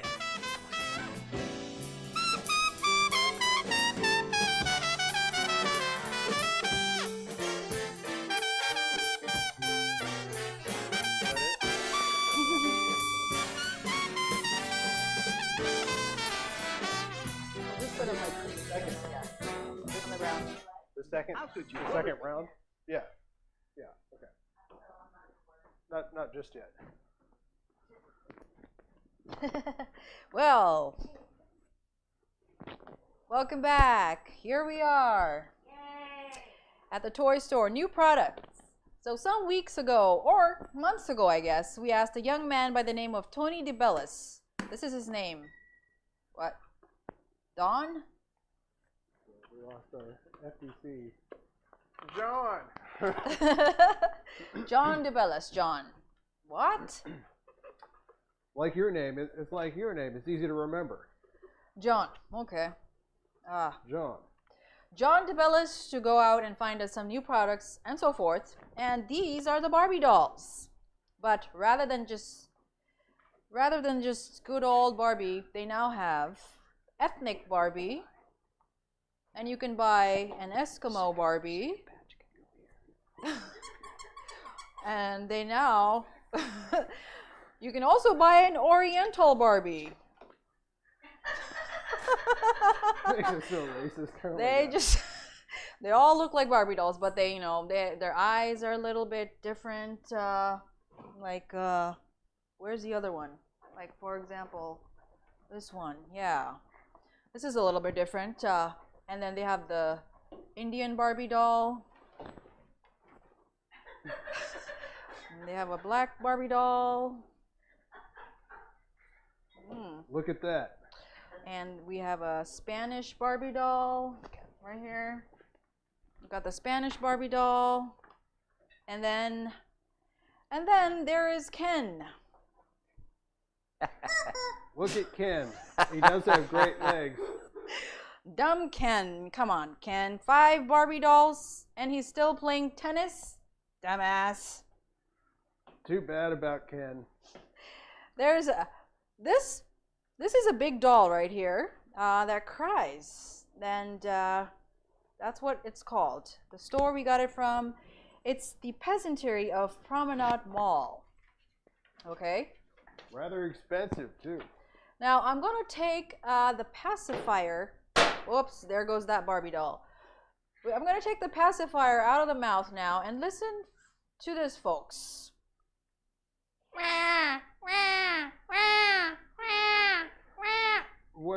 What a mean daddy you are. Don't you wish they'd make Howard Cosell models so you could do that? What else do we have here? Is this from the same place? Oh yeah, big doll, that. You won't believe this, folks, that burps. I have to press something in this doll and you get to squeeze her face. I got to squeeze her face. The dolls are not easy anymore. Big doll, that burps. Oh, sorry, it was actually this one.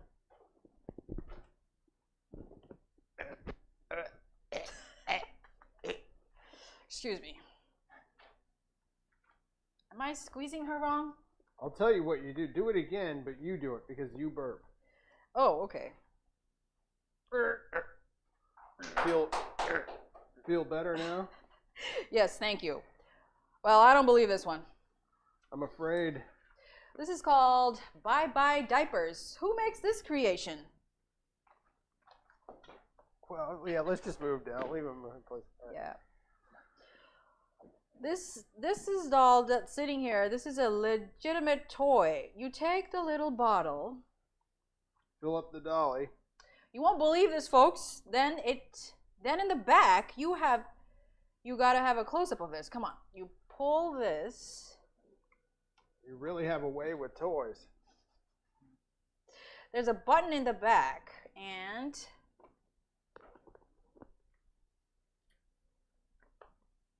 voila. Folks, there you have it. It went, whoops, it went number 1, and I won't show you what number 2 looks like. Look at it. Toy manufacturers have a hit new high. I don't want to show you what the number 2 doll. How are we doing on time, guys? Maybe we should pass this. Okay. And these are called Room Dorm. This came from IntelliToys. Oh, yeah. It comes with a thing. You put air in it. And, you put air in it. Wait. Why don't you help me out with this?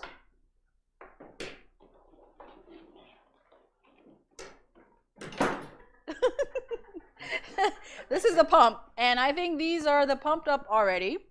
And what you do when you turn this on like this, you get this silly looking thing here. And the air we probably lost air pressure here. Yeah, what do? You take the little hose, and just a moment, folks, I know how this works. All right. This one is the boy. Anyway, they jump up and down. Pardon me there. They jump up and down. This one is called Bad Case of Worms. Look at this stuff. Now, they kind of slither down the wall. The worms are right here. And here we go. All right.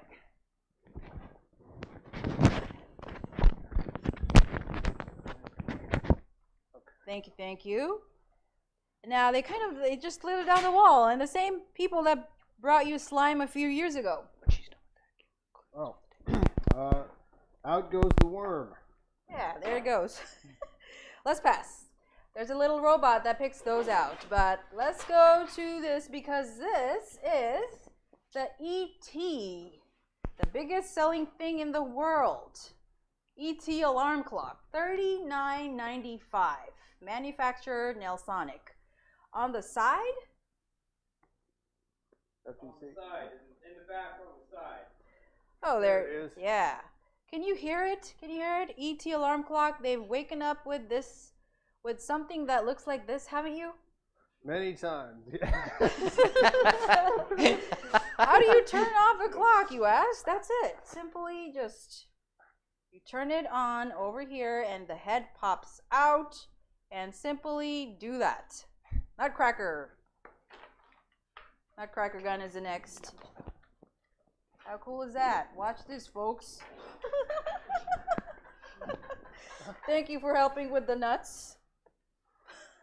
Oh, it had to happen. A walnut. You open the little case here, and it comes from Hammerschmeller in New York. You put this in there. And voila. Beautiful.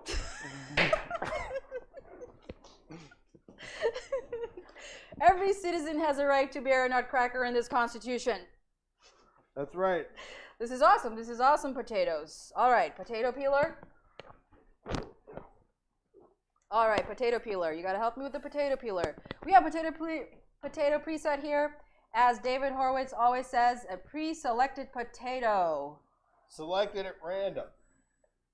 We turn this on. There's a button on the side. There's a button on the side. Thank you very much. And watch this, folks. Press it in. Press it in. It's doing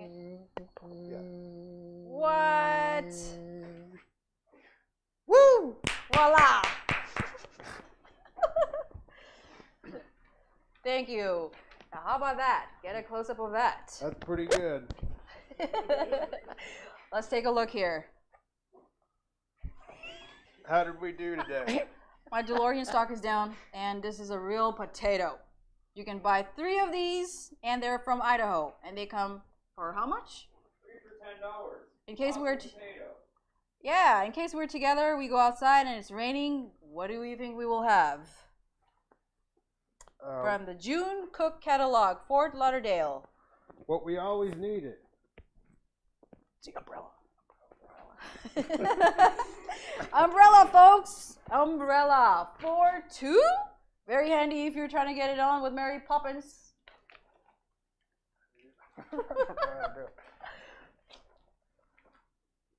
Maybe Dudley Moore can help us with this. I wish he was here. Oh, and again? Oh, come on, Dudley. An umbrella for 2, folks.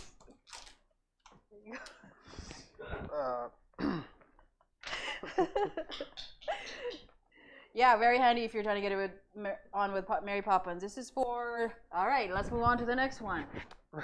You want to read the rest of it? Where is it? This is for joggers. This is for joggers who get dehydrated. Oh, well, that's yeah, that's oh, we're already on a different thing. Okay. Yeah. Jeez, it goes so fast.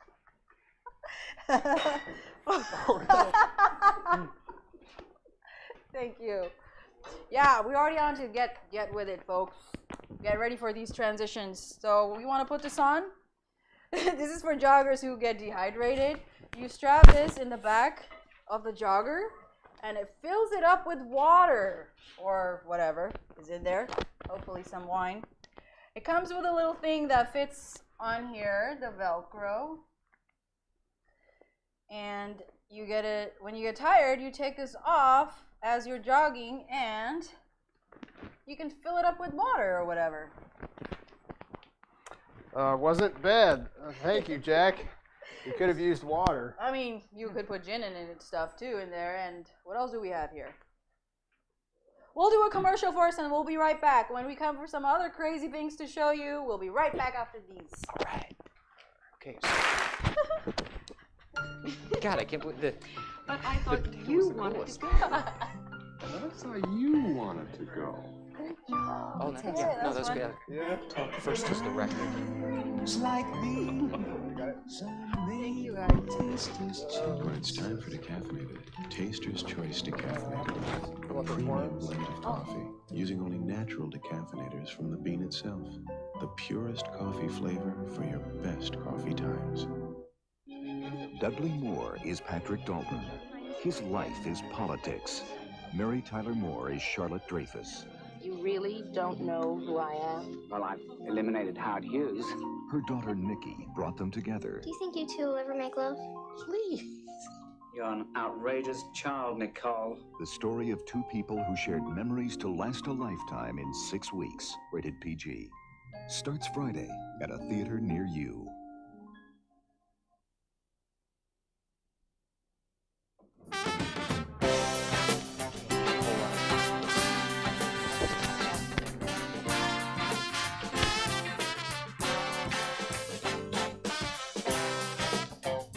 In the broth.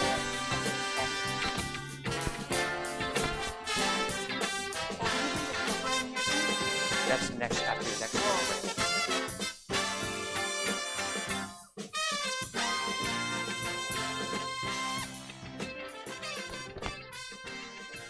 Welcome back. Okay, folks, we've got some more new products for you. You want to play a record? You don't have an expensive turntable? No reason to bother. This is called Sound Wagon. It has syllabus underneath here. It has a whole player in here. You put the record flat down. This is Doc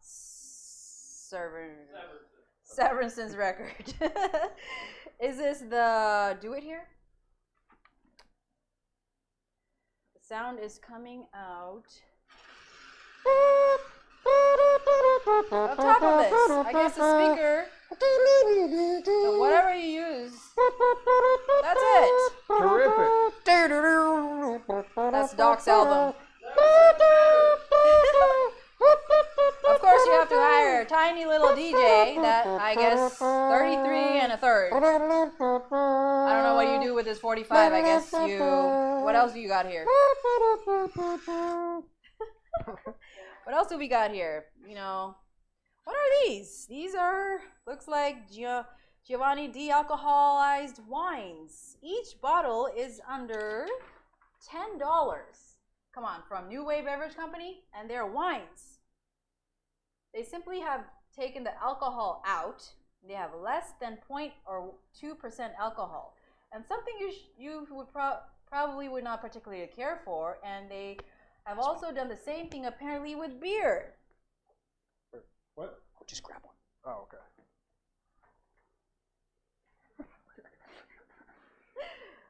I don't believe it. That's the beer. Wait. Oh. I don't believe it. That's cola. Here's another regular beer. This beer is non-alcoholic, right? No alcohol in here. At all. Wow. For people who want to get beer belly. Yeah? Oh, but don't want to get bombed. You know what? That's probably my line. M-E. It's probably E-M backwards. Anyway, okay. Oh no. Well, shows you all the vitamin A. You won't believe what is in this thing. Oh, this thing right here. You won't believe it. This is a canine cola for dogs. It's supposed to be a nutritious soft drink treat for dogs. Canine cola. That's nice. Something to have with his Alpo. Or, or if you have a very bad looking date, a little canine cola. This bud's for you. Well, yeah. Here we have this little bra made for women who are out in the cold this is called Loved Ones. This comes from a no, that's not it. Where's the card on this? Oh, it's right here. Right here. Manufactured Loved Ones, Carmel, California. It's made of down, soft goose down, and that... Nice feel to it. What? Has a nice feel to it. It's very warm, and 10,000 geese has to die to keep Dolly Parton warm for the winter. They have this for men as a down supporter also. You know something? That lint lady last night could have done some of that. What? We've got to do this again. All right. Well, we're going to find out what we have to edit here because we have a couple of biggies coming out. We're wasting a lot of time. We're wasting time talking to our producer. We'll be right back. I could have said that. We'll be right back. All right. So we go Janet, the step. Smells like so much bacon bread. Oh, it's coming, yeah, yeah. There's a new loaf coming, yeah, yeah. And it's gonna rise, rise, rise in your oven. Yeah, yeah. It's new from Pillsbury and it's called Piping Hot Brand. Fresh on your table. Piping Hot Loaf, melting that butter. Piping Hot Loaf from Pill. New Piping Hot Loaf in the dairy case. Pillsbury.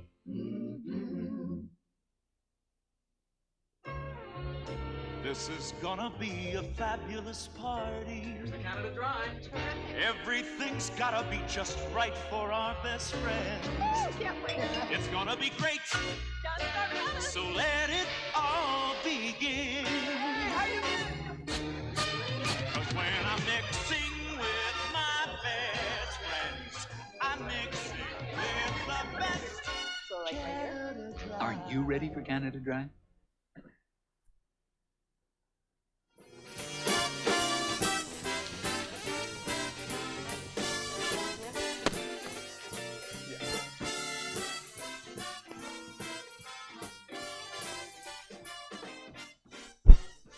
Welcome back. All right. Thank you. All right. Time for a new product.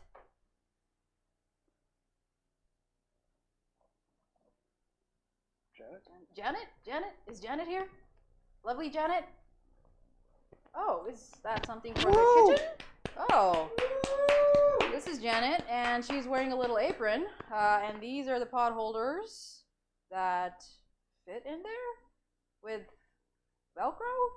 I'll be extremely careful. Oh, and we have for the men too. All right. And underneath this new little product, this is a hot stuff apron, male or female. Price is $20. And here's a tic-tac-toe suit from Lena Lee of Beverly Hills and Henry Bedell in New York. And it is what it is. You can play Holly.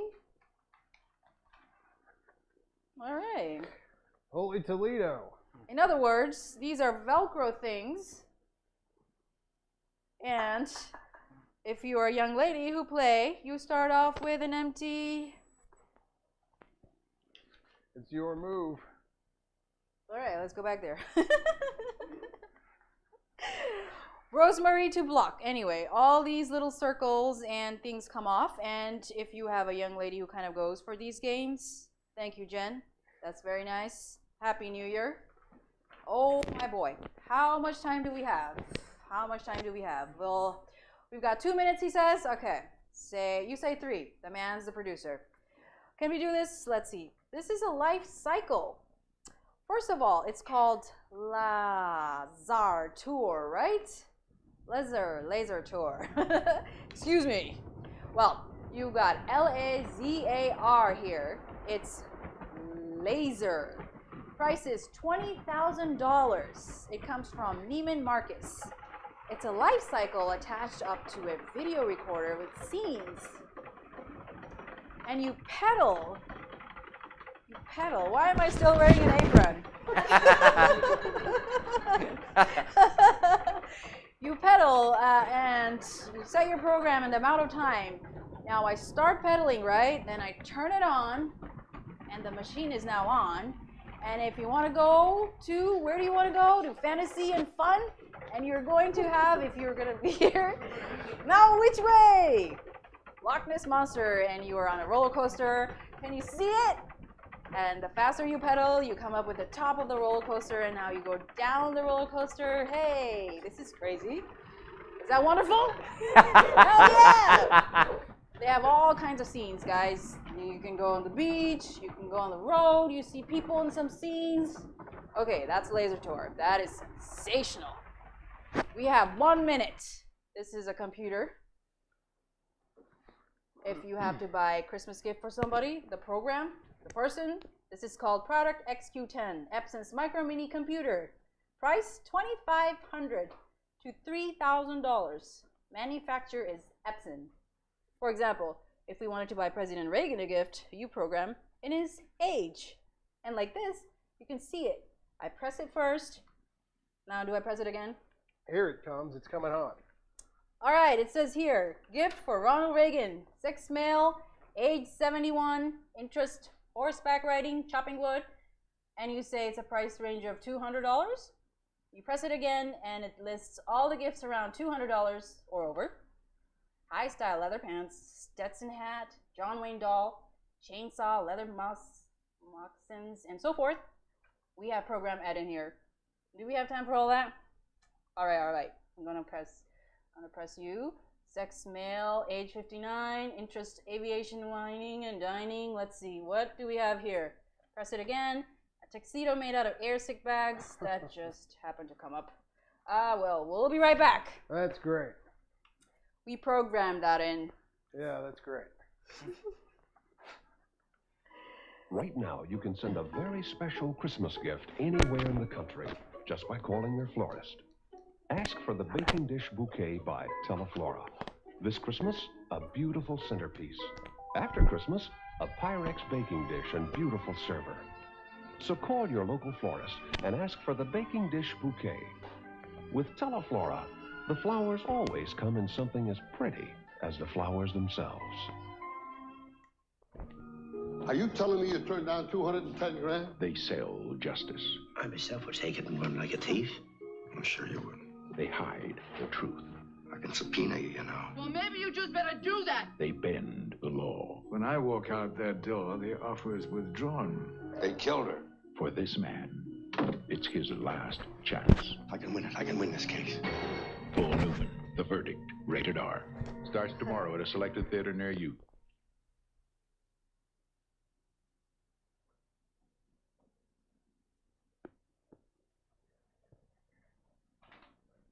to have the World Cup going on there too. Ooh, thank you. And we're back. Thank you, Doc. Thank you. Well, we had some other things as well. We just didn't have time, unfortunately. Didn't have time. Great stuff. Yeah, we want to thank John DeBellis for aligning all those things. I think he also worked on with his wife. And we just ran short. It's a good spot every year. Well, maybe we'll show you some after the holidays. Some of the other stuff we didn't get a chance to show you. Tomorrow night, we have Sally Field and gardening expert Talisa Crusoe. And I'll get mine again. Thank you. We'll see you tomorrow. Good night. Woo!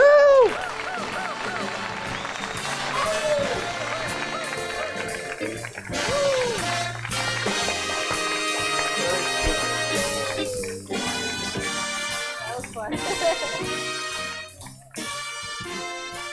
Okay, I guess I'll make a little wrap-up speech now. Yes. Wow, did that come together or what?